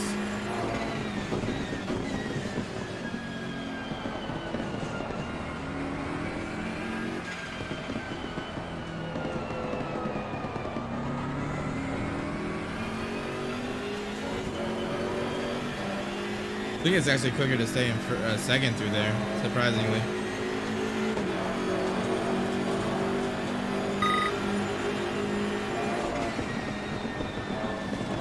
All right, let's. I think we need a little bit more rear toe now that we've softened the front a little bit. I think that let's look at the setup real quick. Let's look at the difference in temperatures here. Tire temps, ABS. So let's look here. So on session 8, which was when we were doing this other stuff, we were getting up to about 99 degrees, right? So what I did is I softened the front, lowered the front bump, compression, dampening, lowered the front spring, and increased the front ARB. And what I was trying to do is I decreased the spring to get the vertical stiffness down, but then like for cornering, I want to basically stiffen it back up, right, to keep the balance, the magic number where it was. So I increased the front ARB to match, and we went from 99.98 to let's see, 98.82. So we dropped it about a little more than 1 degree, which all that really matters, right? Like when we're on the limit here, that 1 degree is, you know, like exactly where it needs to be. We could probably get a little bit lower. Ideally, like 97 would be a little bit better. But honestly, I'm not too worried about it with here. We do need to adjust these pressures though for maggots cops. Still a little bit high. And go like 2. And then let's look at reduce this toe just a little bit. And then I'm gonna do is again increase the rear toe just a bare. New type set. How do you go about finding that magic number? If it's trade secrets, honestly, if you can't answer. So it's not trade secrets. The magic number is the stiffness of the car. So if you gotta imagine you have a car in the front, maybe it's like 60% stiff. Rear has a stiffness, maybe 40% stiff. That means the front's 20% stiffer than the front, right? So typically we would say the lateral stiffness distribution is 60% front, right? Well, it depends where that is for each car because of the center of gravity, right? Mass is a really big influence on how the handling is. So you take the difference between the center of gravity location and that center stiffness distribution, or where it, what the percent of the front is, and you take the difference of that. That's the magic number. So typically, you'll see most people, you'll want a stiffness around 5 to 10%. And it just kind of depends track to track. Actually, we found out from the spa setups to the Silverstone setups, on average, we go up a good like 1 or 2% on the magic number, pretty much for all the cars. So there is a correlation there. But yeah, it's pretty interesting. Um, but in terms of how we figure out like what the percentage of stiffness and the lateral stiffness distribution, you can get it from RST. We do have a way to get it from the game, but that's kind of like some of our secret sauce, so we're not going to kind of talk about that. But what we want to do is, when you click on the ARB, you don't really know what the stiffness is. That's why on the infographic we tell you guys how much the ARB and how much the spring changes the magic number, so you can use those to kind of get an idea of where you are. So at least if you go from like a spring stiffness to a ARB stiffness and you swap them, you know what the change in magic number is, right? So if you want to change one of the two, you can figure out how to get back to that magic number you're at. And that's the whole reason I use magic numbers, is if I'm trying to do what I just did to drop the temperature in the front tires, how do I get back to that same balance that I had before I made that change, right? Well, that's where the magic number is super, super strong. So let's try this. Man, I'm almost tempted to go even one more click in the front spring to get it down another degree. Let's see. 146.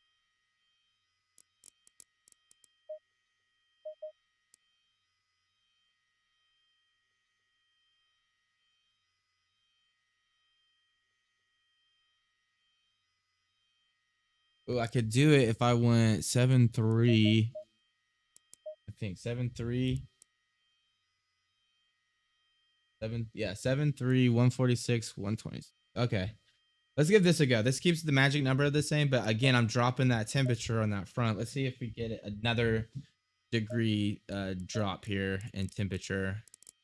It'd be awesome if we could. Oh, actually, I did want to look at the wear real quick for the last run too. Wear is so important. If you guys have no telemetry data, just look at temperatures and wear. That's like my what I tell everyone. So we are doing a lot better on the wear. Okay.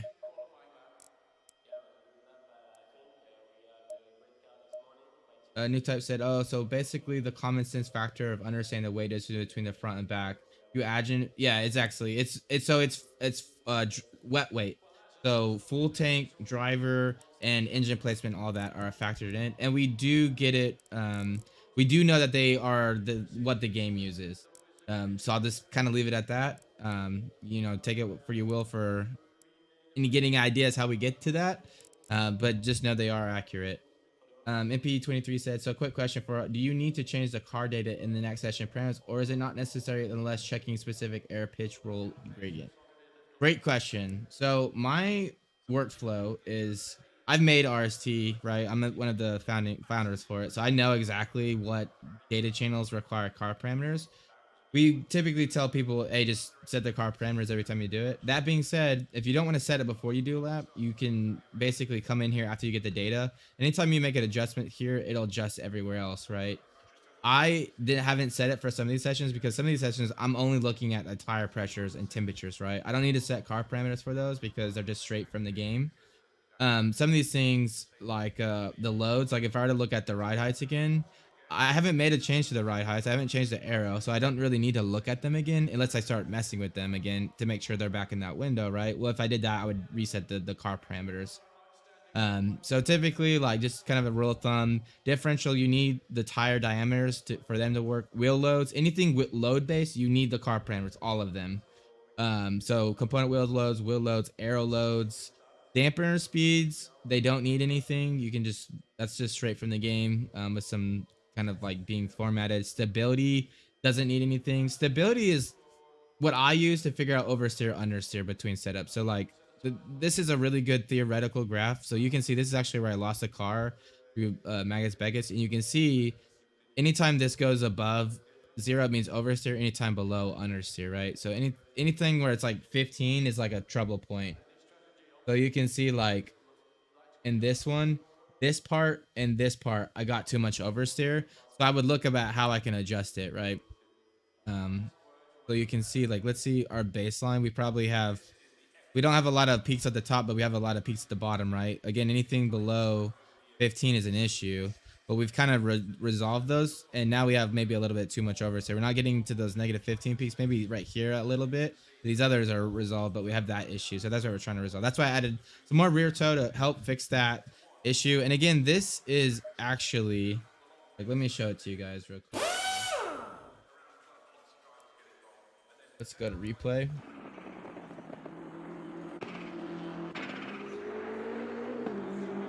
And then let me change the camera. I think it's right there, actually. That's like the corner we're interested in.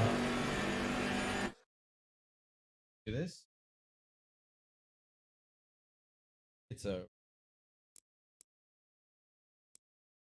So this is what I'm specifically looking at right now. All right.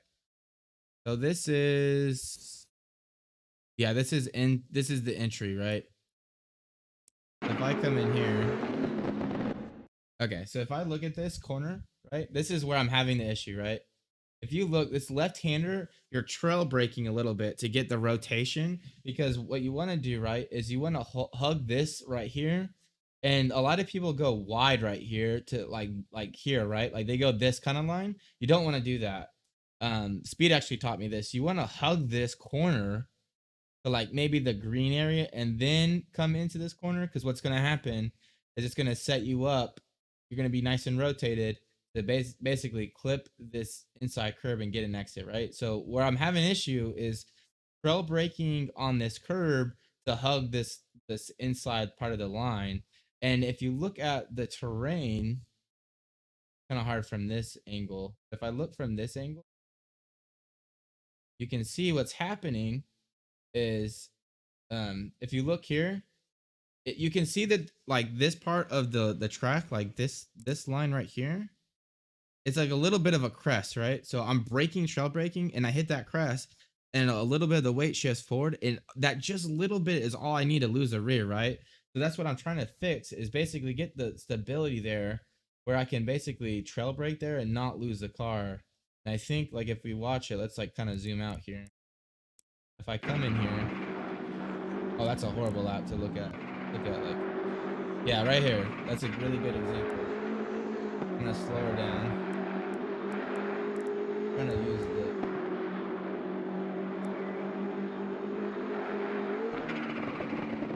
All right, we'll look right here. Well, here's that turn. Look, trail brake, got loose. The rear's already, but I catch it. There's a lot of stability in this setup. But I just got a little bit loose. I'm getting a little bit loose here because I overcorrected, right? So that's why I added a little bit of rear toe to help fix that. So let's see if that helps. Basically, the rear toe is gonna basically add a little bit of thrust to the center line of the car to help prevent that. Yeah, exactly. That corner is really tricky at Silverstone because, again, that little crest, that little hill is what all that can cause issues through there. But going back just real quick, none of this, matter. Like, none of this is it doesn't have an issue here, and I forget what lap that was. Yeah, there's that. This is the lap I got that oversteer. Look at all that oversteer I got, but I was still able to hold the car, right? So that's what I always tell people. A lot of people, when they do setups, they don't know what they're doing, and it's not their fault, but they build setups that have a lot of like turn in, like a lot of response, but like almost no stability. So they just like basically spin, right? Because they have no stability built in the car. My setups, they have rotation, but they have a lot of stability, so that if you do get loose, you can typically catch it pretty easily, especially in these kind of cars like the BMW, where their moment of inertia is like really high around the yaw axis. So that's just something to think about. But like suspension histograms, you don't need them, especially if you're using the comparison view. Pitch and roll gradients, you do need them. You need the IRs and the wheelbase and traction circle. You don't need car parameters. Little stiff distribution, you do. Gearing, you don't really even use gearing in this game. Aero, ride height, everything in aero, you basically need them. Temps you don't, and driver you don't. So hopefully that kind of helps clear it up. But yeah, typically you can never go wrong with using car parameters. But kind of the general rule of thumb is, if you're doing anything for load calculation, so air loads, wheel loads, lateral stiff distribution, which is loads, center of pressure, which is again loads, you need the car parameters. Yeah, exactly. So yeah, that's a great question, new type. The reason I like this graph is this is basically comparing the yaw rate of the car. So like you have to think a car, like let's say my hand's a car, right? There's a few different axes. There's a longitudinal axis which goes from the front to the back, and that's basically your straight line acceleration, right? So braking and acceleration, right? And then you have an axis that goes through the like the side to side of the car. That's your lateral axis. So that's like roll, right? You like roll through a corner. And then you have the axis that goes straight through the car, and that's the vertical axis. So a car that rotates about its vertical axis like this, that is yaw. So a corner requires the theoretical amount of yaw to make that corner, right? And that's one of the parameters that this graph uses. What we're doing is we're calculating the difference between the theoretical amount of yaw required and the actual measured amount of yaw in the car. Basically, if the car is the yaw rate is higher than the theoretical yaw rate, your car is over rotating, right? So you're rotating too much into the corner. And if you're doing not enough, the car is pushing, so the car's not rotating enough to make the corner, so it's pushing out, right? So that's what this is. Basically, anytime you're below that zero axis, it's understeer. Anytime you're above it, it's oversteer. And you'll see some like oscillations. That's because again, it's a theoretical, right? So there's gonna be a little bit of difference between that and the measured. The thing that you're really looking for are big deltas. So pretty much for me, I use a threshold of like 15. If it's below 15, plus or minus 15, I don't even look at it. If it's like peaking 20, I start to look at it, right? So like if you look at this point right here, we're pretty commonly getting above like 20, right? So that's probably something I need to focus on when I'm looking at the setup to try to like so that's just a good graph. We also have the neutral steer channel, which is basically the same thing, but the neutral steer channel, the reason it to me I don't like it always is because it uses the steered angle. So if you have someone that is just adding so much steering angle, it's not gonna ever like read very well, I think. So you can see here, this is where I got some oversteer because the neutral steer channel goes from high to like low. Well, this low is like where I got the oversteer. If I go back to the handling tab, you can basically see that's where I start to like understeer. I'm sorry. So anytime you're above this line like a lot, that means oversteer, right? So neutral steer like 20 degrees oversteer. Well, if I come back to here, that's like basically the same point. So yeah, just something to be on the lookout. I always use Yasa, but I think it's a better measurement, honestly, than everything else. But we're gonna go ahead. Let's reload that setup just real quick.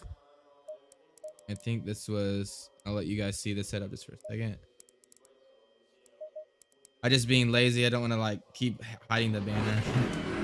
I love streaming and I want to protect, you know, RST because I'm not the only one that works on these setups. BDMN puts a ton of time into these setups as well, but I'm just lazy sometimes.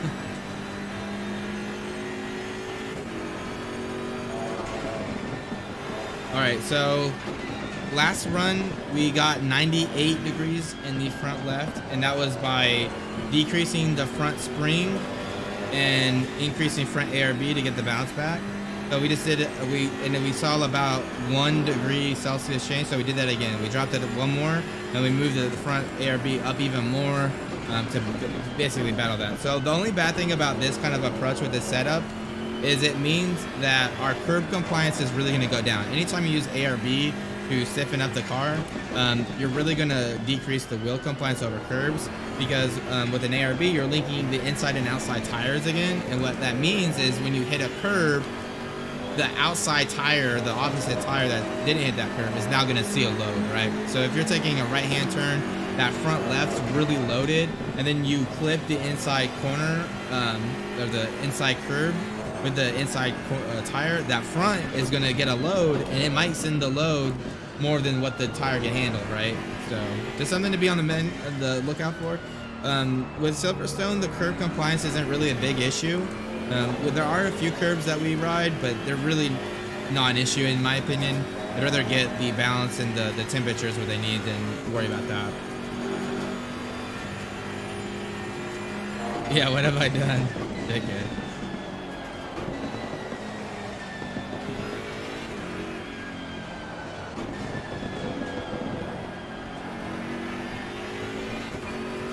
think I might need to move the brake bias up just a click now after these adjustments. You got to think the front is going to pitch more because we're basically stiffening it up a lot more on the longitudinal axis, right? Oh, yep, I hit the curb on that side there. That was my bad.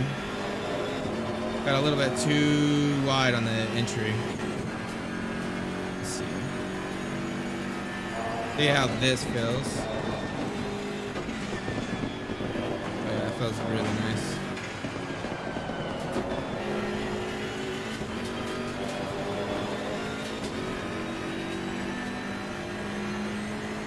Thanks for joining me tonight, by the way, guys. It's always fun to hang out with you guys and kind of answer your questions and just kind of hang out.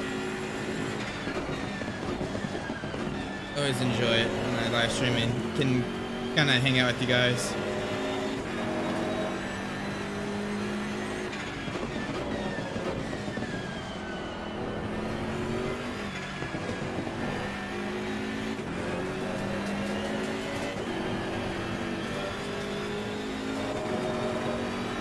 Yeah, absolutely, MP23, man. That's what I'm hearing. Like, a lot of these things are hard to, like, really understand, you know, first time you read it in the manual or whatever, but the reason a lot of times I'd rather do the videos, right, because I can do scripting and I can make sure what I'm saying is, like, the best way to, like, explain something. But the live stream is better because I can try to do it several different ways. I just hate it sometimes because sometimes I'll rewatch my live streams and realize, like, I said something but meant something else, you know? And then I'm like, well, shit, that's like not technically right. So as long as you guys can understand what I mean to say, and I'll get hang up on the details sometimes, I think that is good. And then New Type said, so counter make up the set of several you're just in brake bites to help it correct. Yeah, exactly. Just moving it a little bit far forward. I was getting a little bit too much response on corner entry.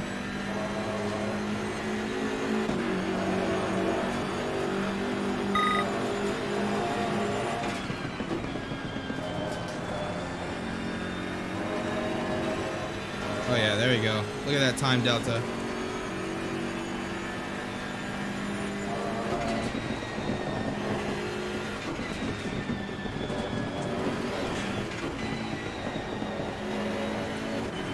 Oh man, so much better. So much better. Still losing a little bit of time, but you gotta remember I set that time with 60 liters, so.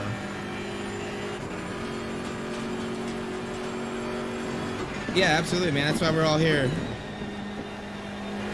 Setups are so driver specific too. Like, you know, we're making these setups and I haven't made setups for a long time to kind of sell to people because I'm really against the idea of, hey, I'm gonna sell you a setup and it's like you don't have to do anything with it, right?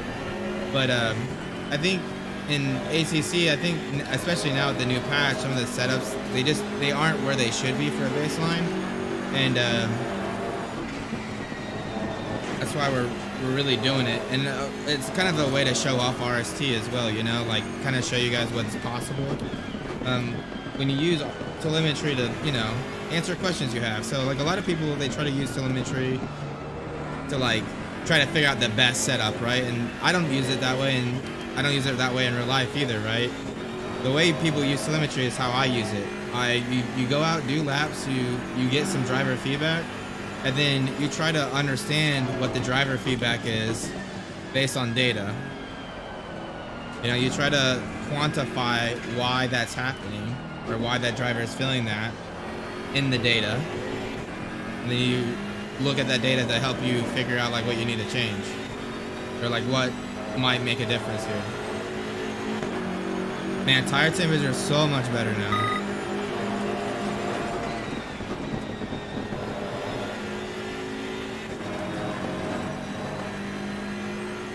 Yeah. BOP is a huge issue in this game, I think.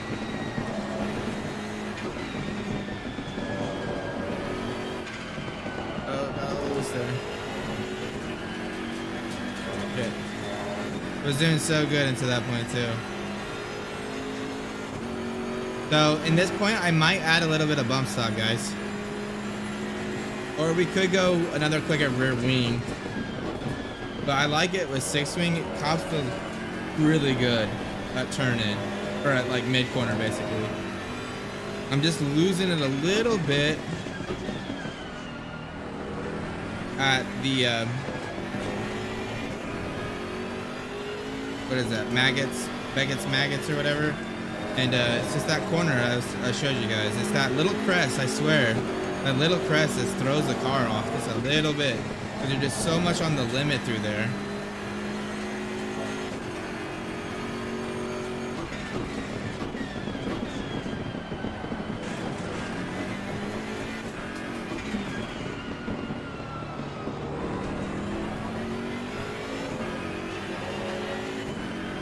Car is really consistent with this setup though.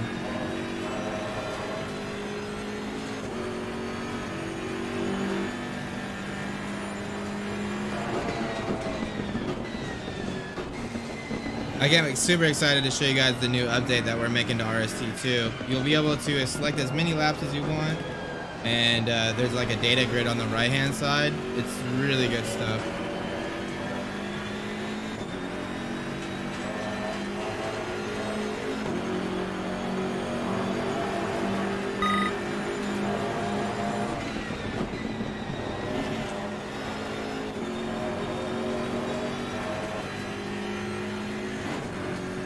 Let's see if we can get it here.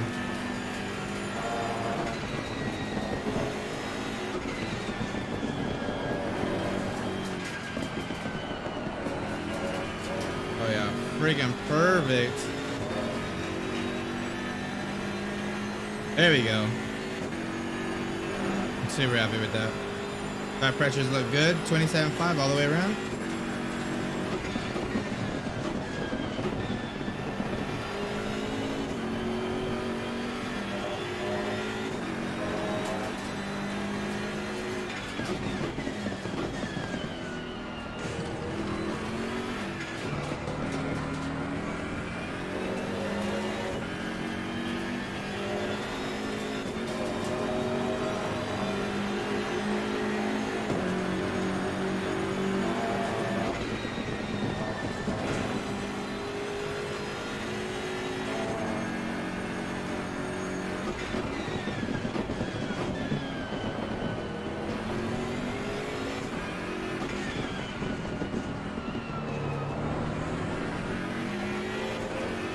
Yeah, this car is feeling real good now, guys.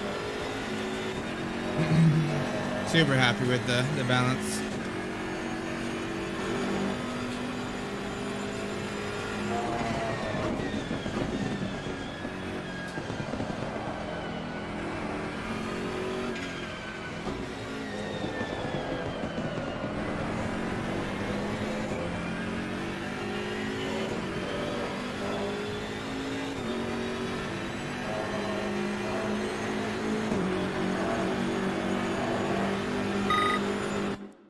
Right. One quick change. Let's see what the tire wear was that lap. That felt really good though. Pretty happy with it. Oh yeah, way better. Nice. That tire wear is pretty damn good now, to be completely honest.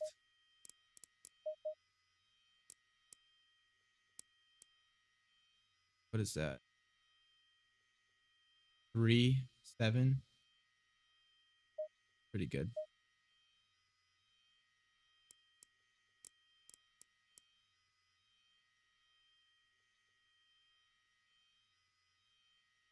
$15. You want to do. Then I'm gonna add just a little boost that bump stop ranges a little bit. So the reason I'm changing the bump stop range, guys, is the only place I'm having an issue is that turn up maggots, the left-hander that you have to want to hug left a little bit, and it's just because I'm really hard on the brake, so I'm just add a little bit of bump stop just to ease it just a little bit through there. Not a lot, because I really don't want to add like another click of air wing that's going to affect cops, and I don't want to affect cops. It's really just that braking zone, right? So that's why I'm using the bump stop gap and bump stops there. Should really fix it through there. Let me check what's going on here. I think the dampeners feel really good. I don't really want to make too much adjustment to them, but for just to look at here, you can definitely see we're a lot softer. So baseline setup, We're a lot stiffer and we're more symmetric now with this setup. We're a little softer. We have a little bit more of a rebound bias on the front and more of a bump bias on the rear, which is, you know, perfectly okay. That's kind of what I think this car needs, to be completely honest. Let's see, what do we do here? Just load in. Just want to see what we did with the roll gradients. So looking at the roll gradients, 0.6 and 0.8, and then let's see, 0.5 and 0.7. So basically we got a little bit softer all the way around, right? Which is pretty, but let's see what the delta is. Because I felt like the first setup was a little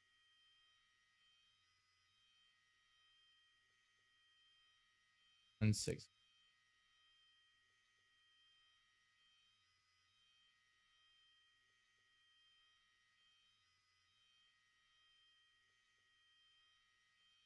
So the other setup was 161 delta between the.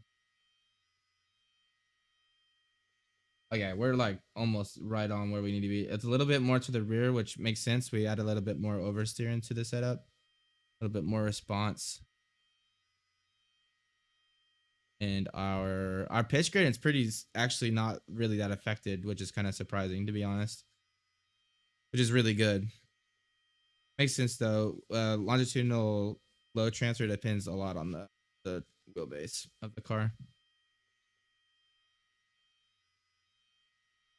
Yeah, I'm, you know, looking at the setup, I'm pretty happy with it. I just want to fix that one little behavior, and I think I'll be pretty darn good with that.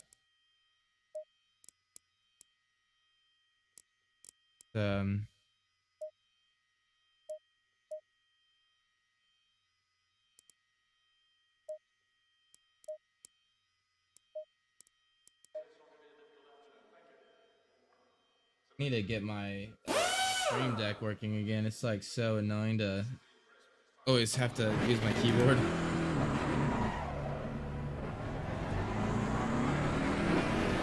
Yeah, it's even the data panel is even cooler of MP23, because now we have the colors associated with them, as well as whatchamacallit,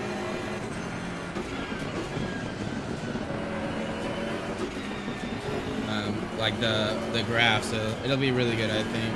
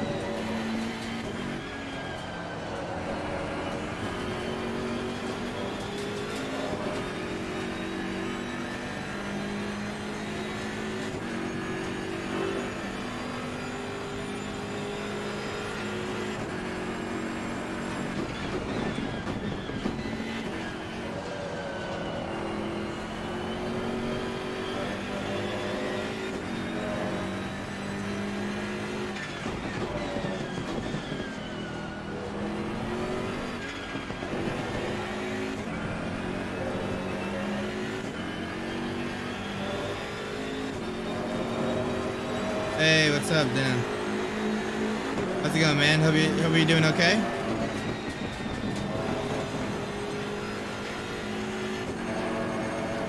We're just working on some setups here at Silverstone.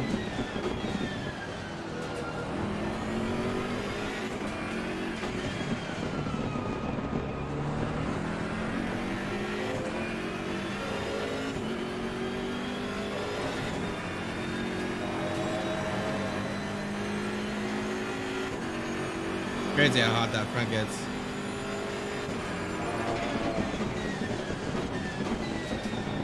So we've thought about supporting R Factor, but the problem is, you know, most of these games, they output data, right? ACC, iRacing, all these games, they have a data export. RF2 doesn't. You can make plugins, but you have to add them. So we'd have to code the plugin and then code RST. That's the only reason we haven't. All right, let's see how this feels. If this feels good, I'm gonna go back to the baseline, just make sure. When you're doing setups, it's always important to go back and forth between the two. But let's see, I just want to make sure that this is still feeling good. That feels perfect, guys. All right, let's do this. What I'm gonna do now is we're gonna quit out just to reset the time. We're gonna go to the baseline, add the full tank to it. And then what we're going to do is use ours and then just compare the two.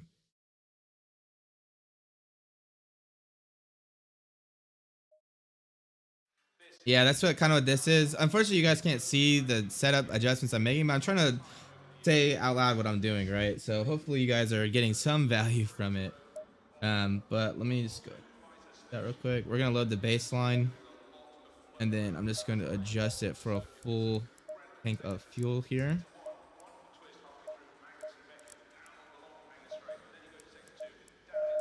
All right. So I'm just going to call this one.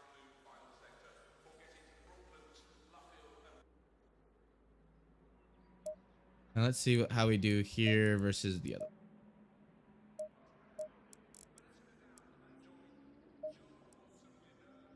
So we're just going to do 5 laps and then we'll do 5 laps another and compare. Whenever you're doing setup work, it's really important to like kind of go back and forth just to make sure you're not getting caught up in like getting lost, you know. You need to keep going back to the baseline just to make sure you're making improvements.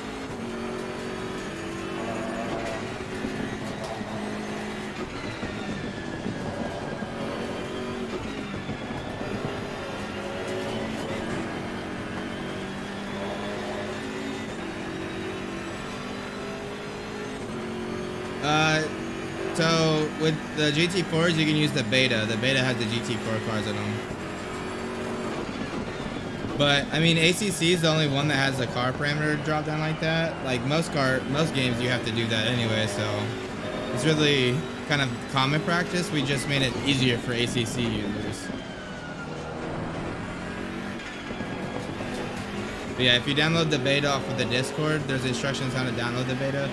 The beta has the GT4 cars and the 2020 cars in the drop down for you guys.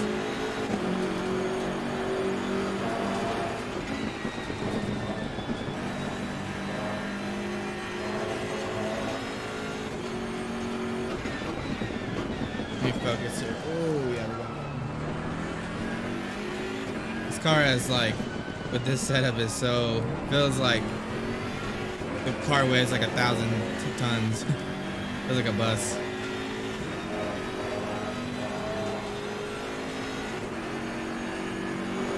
Tire pressures look good though.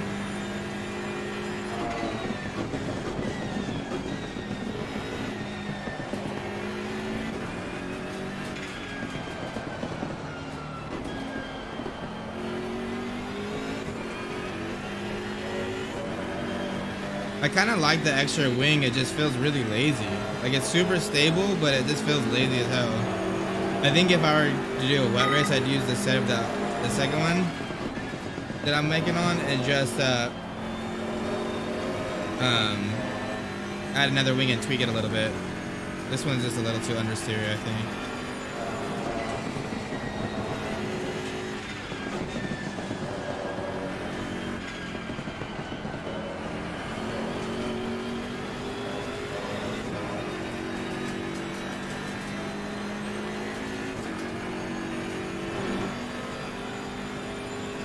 Let's see what we do, guys.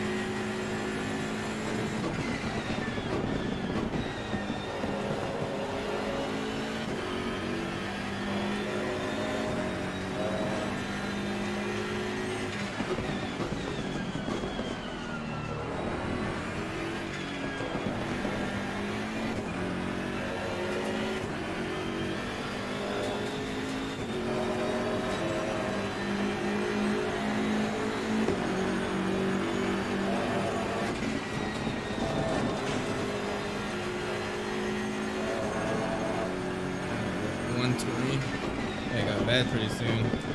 Work in the morning.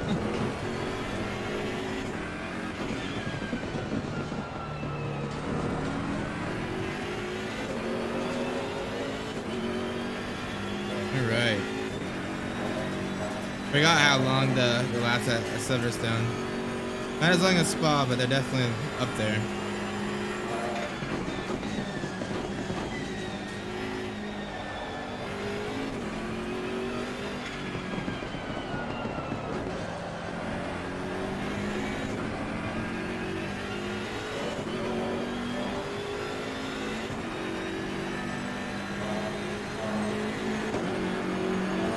Yeah, actually, I know you're talking about 23, but I don't remember exactly where it's at, to be honest.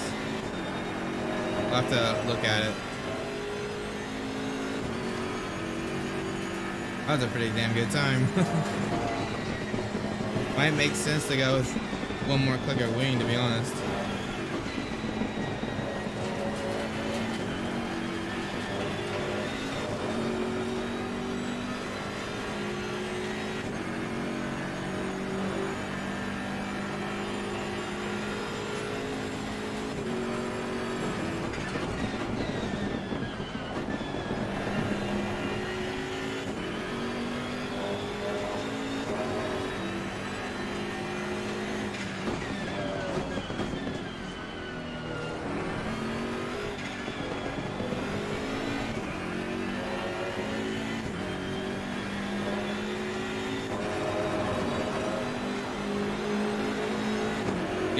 Yeah, you can.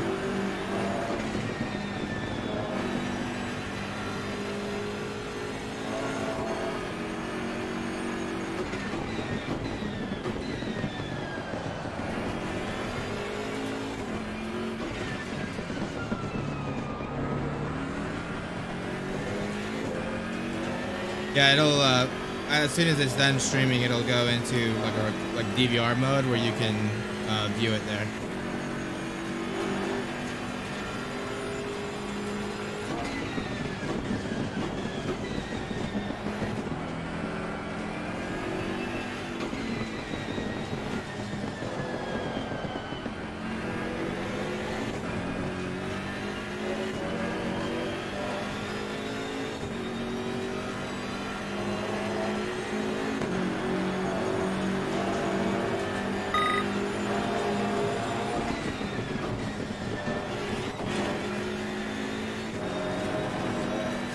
All right, see you, bud.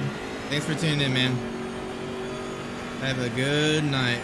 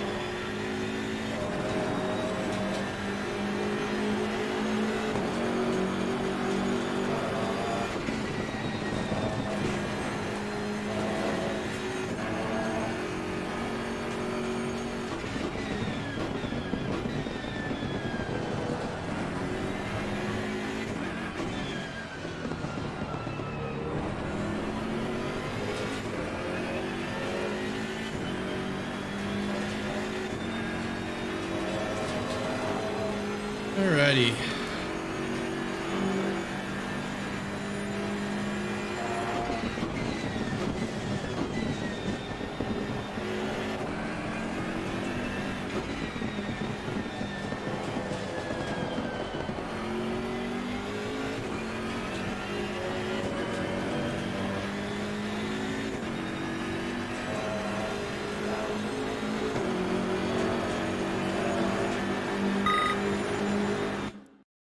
Alrighty. So let's look at the data real quick. Baseline, we did 59.8, 2.2, 200.2, and a 59.9. Let's go ahead and return garage. Load up the new setup that we got on here. Give her a go. We got full fuel load, and then also be able to see that right. That's wearing that real good.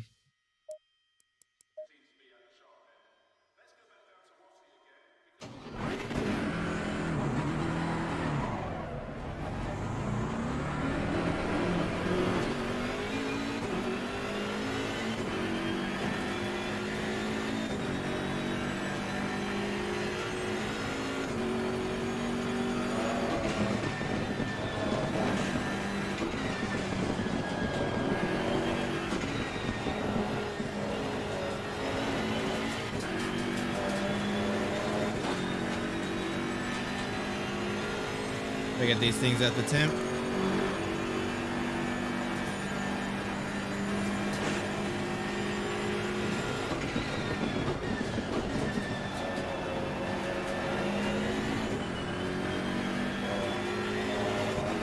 Yeah, that's these setups are gonna be going in the setup shop, so we don't show you guys the setup.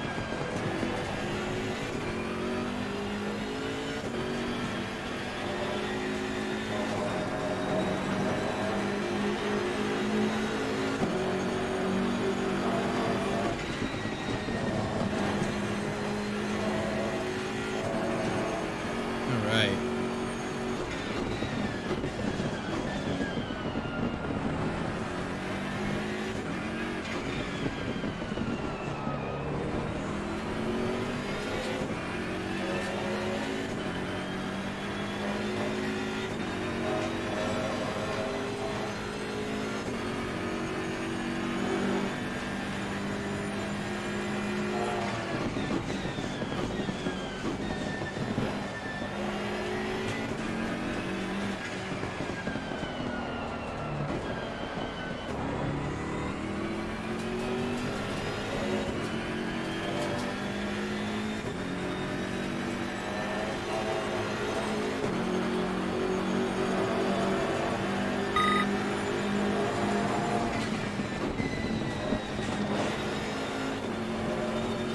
Oh no.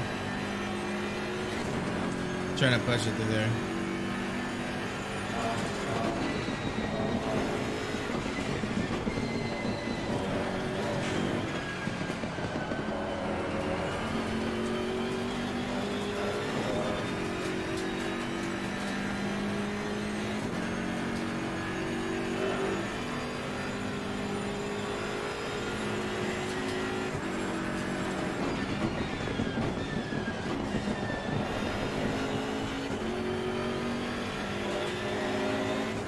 A little bit of time through there.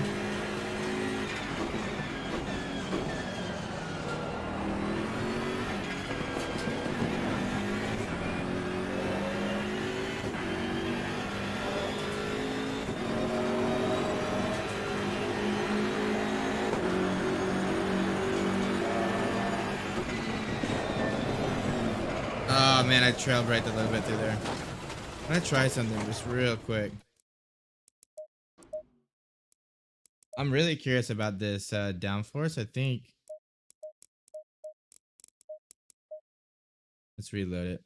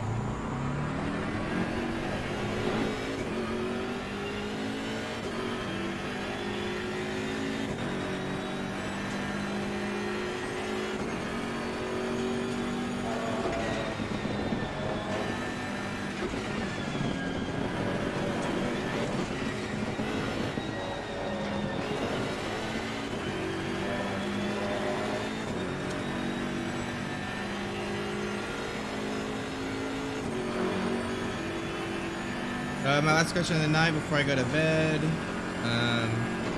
is IOs from the manufacturers to help get wheelbase from track and tie diameter would be okay to use. Yeah, that's fine. They're not listed in the game anywhere, so you gotta use outside resources. You can just use the drop down menu too.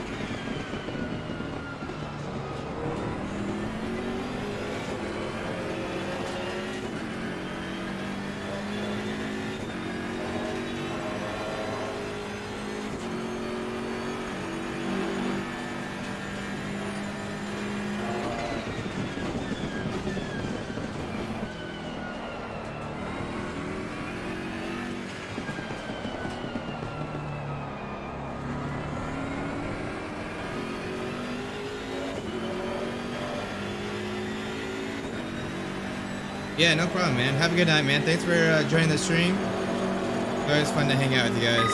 Here, let's see.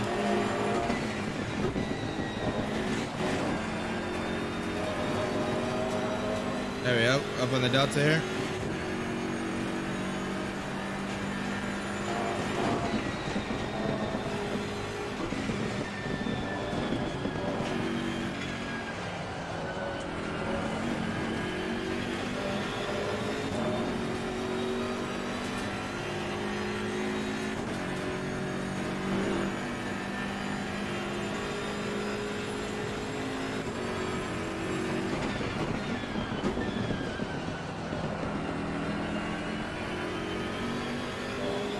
Yeah, that felt so good through there.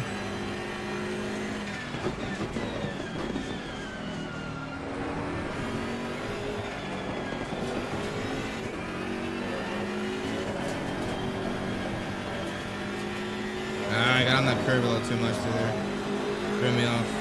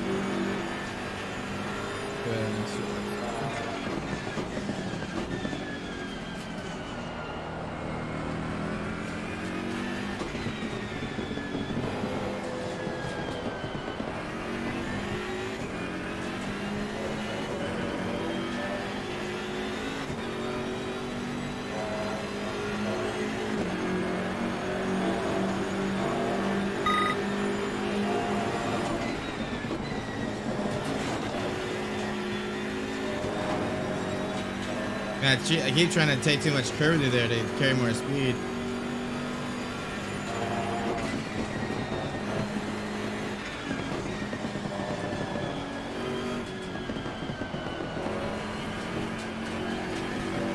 Oh, that's gonna be a horrible exit. I had to lift this a little bit.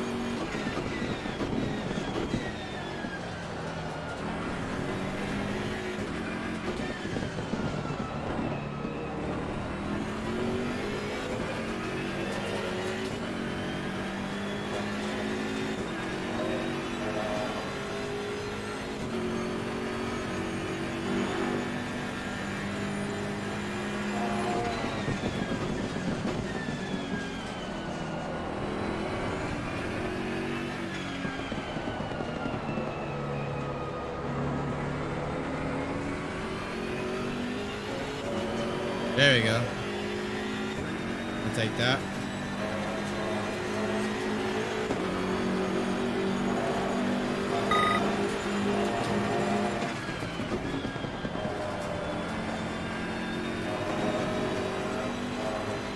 Nice. Come on, give me a 10th there. Give me a 10th.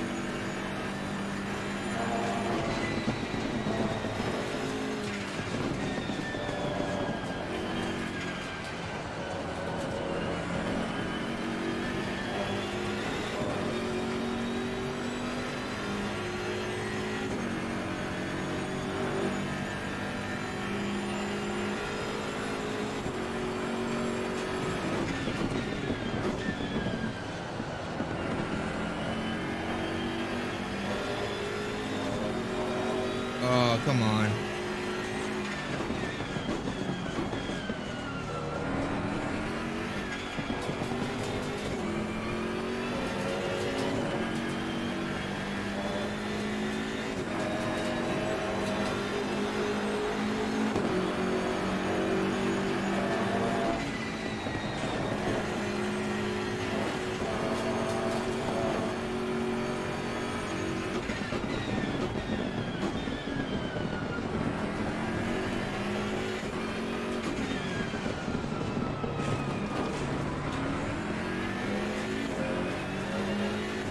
Of course, I'm up 3 tenths and I hit the curb and kill it. That's just how it goes, right? What a shitty, what bad luck to do there.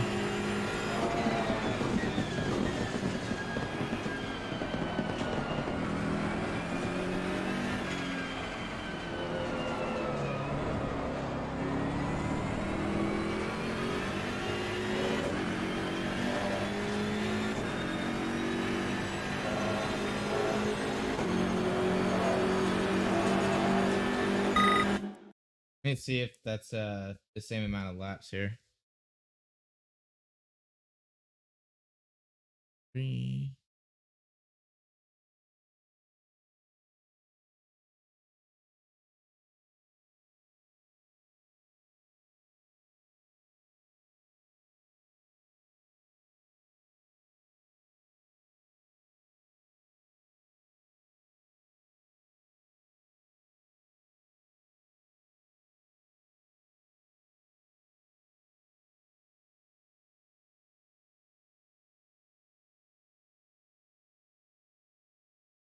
All right, guys.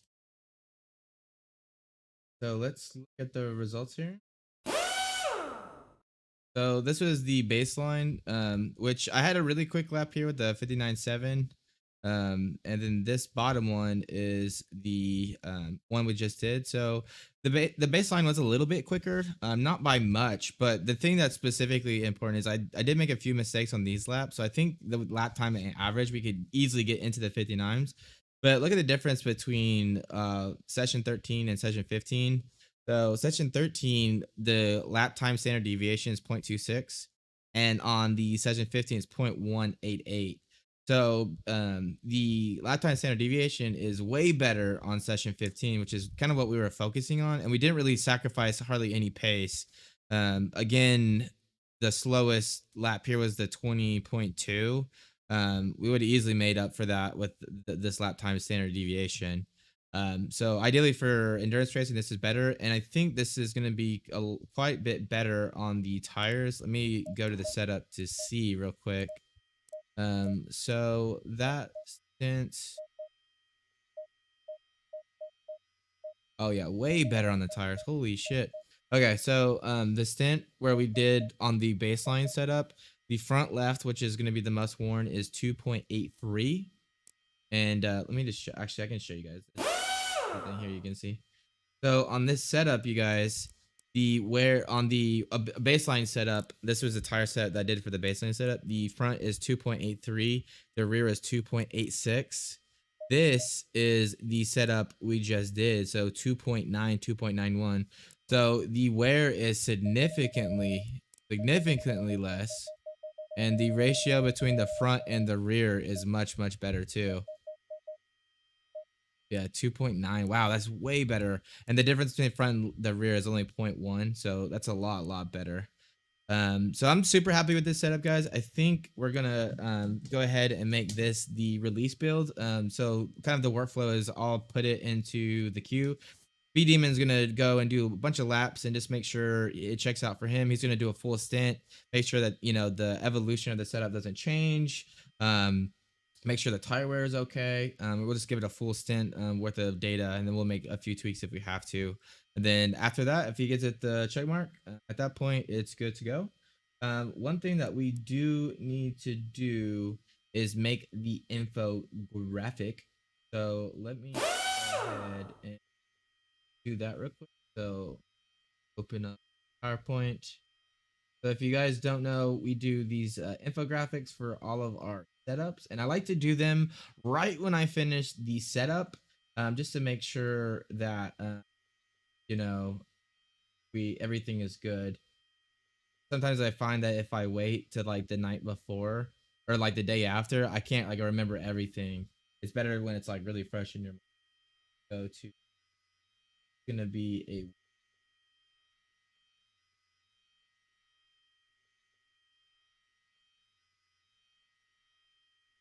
then this is going to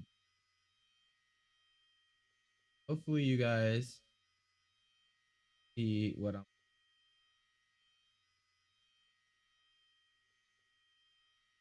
okay, cool. So I don't know if you guys can read this. It might be a little bit small for you guys. But these are all the Silverstone ones that we're working on right now. So I need to go to the what setup? We just did the BMW. So I'm gonna kill this. Shifting RPM. Hey, what's up, Taz? Yeah, definitely bulked up a little bit. COVID, right? Um, but yeah, new camera angle and everything. So hopefully you guys enjoy it. But we just got done with the setup, so we are tweaking that. I'm just doing the infographic for this it really quick. So before we get started, 147 3 magic number. So that's gonna put us right and copy what we did for. Then let me just test the fuel load. So it's gonna rise up 1 on the front and 3 on the rear. Then for the magic number 2 point.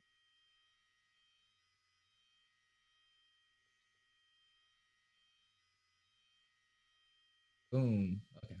There we go. Let's get back to the setup now. So the shifting RPM for the BMW is right around, I have it 800. 800.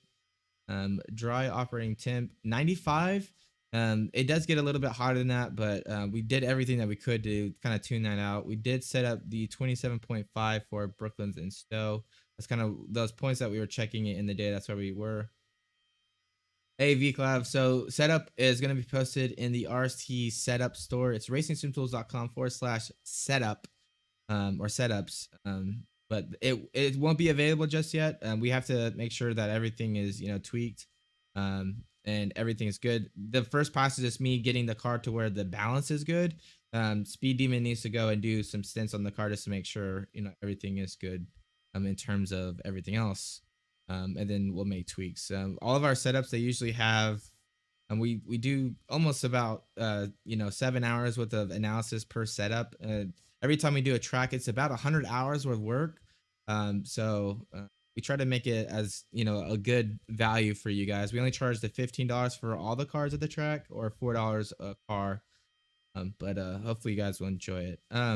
So for the BMW, what my thoughts on Silverstone? The BMW is one of the more stable cars here at Silverstone. It actually mostly due to its center of gravity location, as well as high moment of inertia. One thing you will need to be careful of is the front left tires temperatures. At 23C amp and 27 HP track, they the front left is right on the border of um the thermal window.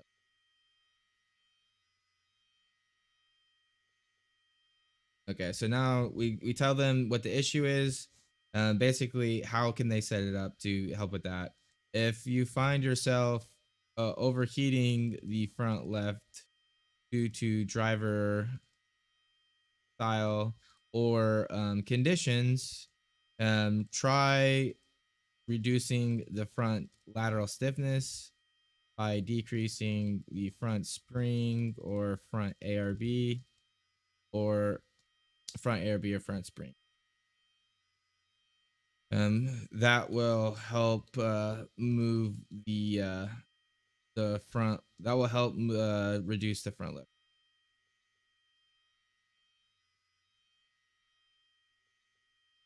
Okay, so that's kind of one of the things that you need to look out for.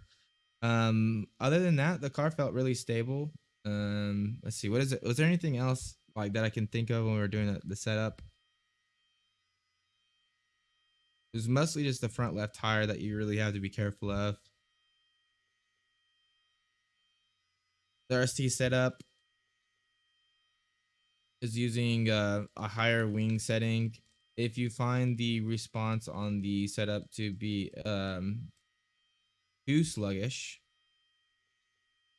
try reducing the front or the rear wing one click and adjust the magic number forward to account for just account just move adjust the magic number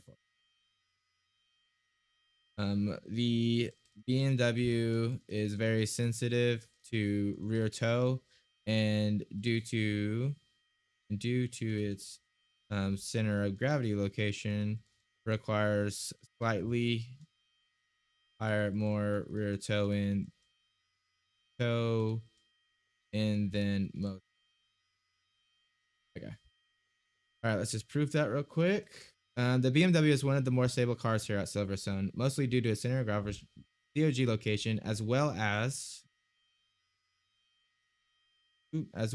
high motor inertia. One thing you will need to be careful of is the front left tire temperatures. At 23C and 28 track, the front left is right on the border of the thermal window. If you find yourself overheating the front left due to the driver style or conditions, try reducing the front lateral stiffness by decreasing the front spring or front ARB. That will help reduce front left tire temperature. Additionally, the RC setup is using a higher wing setting. If you find the response on the setup to be a little too sluggish, try reducing the rear wing one click and adjust the magic more forward. The BMW is very sensitive to rear toe, and due to its center of gravity, it requires slightly more rear toe than most cars. Right, perfect. All right, and then we are going to. So we don't have a setup for Monza. We'll probably, if you want, get on our Discord and add it to this like the track requests for when we do the setup. The next time we do a setup, we can definitely look into working that setup for you guys. But I'm not sure what would be the best at Monza. We haven't really done any setup work at Monza yet. So the magic number for this setup is 2.45%. So it's pretty far back, but that's again because we have a higher wing setting than normal. 12827, so that's good. That's not what piece.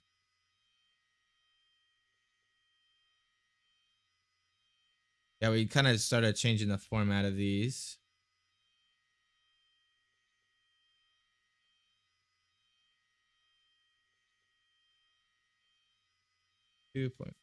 There we go. So to increase response, definitely decrease rear toe in.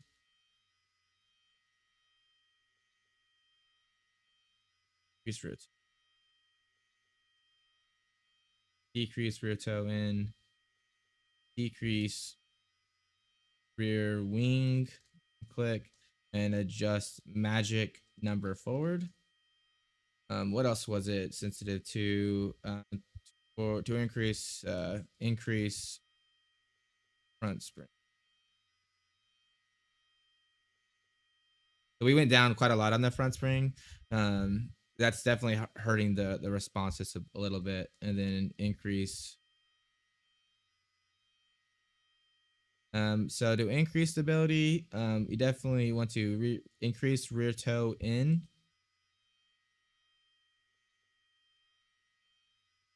decrease rear height. Um, I don't think they can go down anymore on the ARB. ARB is pretty soft as is. I think it'll be too sluggish if they do that. Stability, I already max wing, so you can't really do too much there. I think that's pretty much it for stability. You can only really do toe in right now or the ride heights. Everything else is pretty much on the limit. So I think with that, guys, I think that's gonna be good. Everything looks good here. I'm just gonna go ahead and save it. Then on setup here, mark the BMW as complete. Thanks for the info. But that's gonna be it, guys. Thanks for tuning in tonight. I have to get to bed. It's 2 o'clock in the morning. I have work tomorrow. If you guys like this format, let me know. I'll try to start streaming more of these. I typically do them off stream just because I can do them quicker. But if you guys like it, you like being able to come on here and ask questions and just kind of hang out with me, let me know and I'll keep doing them. I know I can't really show you guys the setup, which is kind of a bummer. But they will be available on racingsimpules.com, our website. I'll probably do one tomorrow for the Honda NSX. I wanted to do more than one tonight, but it just kind of drawn out because of trying to chat with everyone and stuff. So we'll do the NSX tomorrow, and then all we have is the Nissan, and then these setups will be done and they'll be on the website. So be tuned. But thanks for tuning in. If you guys liked the video or you didn't like the video, give it a thumbs up or a thumbs down. Any kind of activity helps bring people to the community. But I hope you guys have a good night or a good rest of your day, wherever you're at in the world. Until then, I'm Zach for Racing Sim.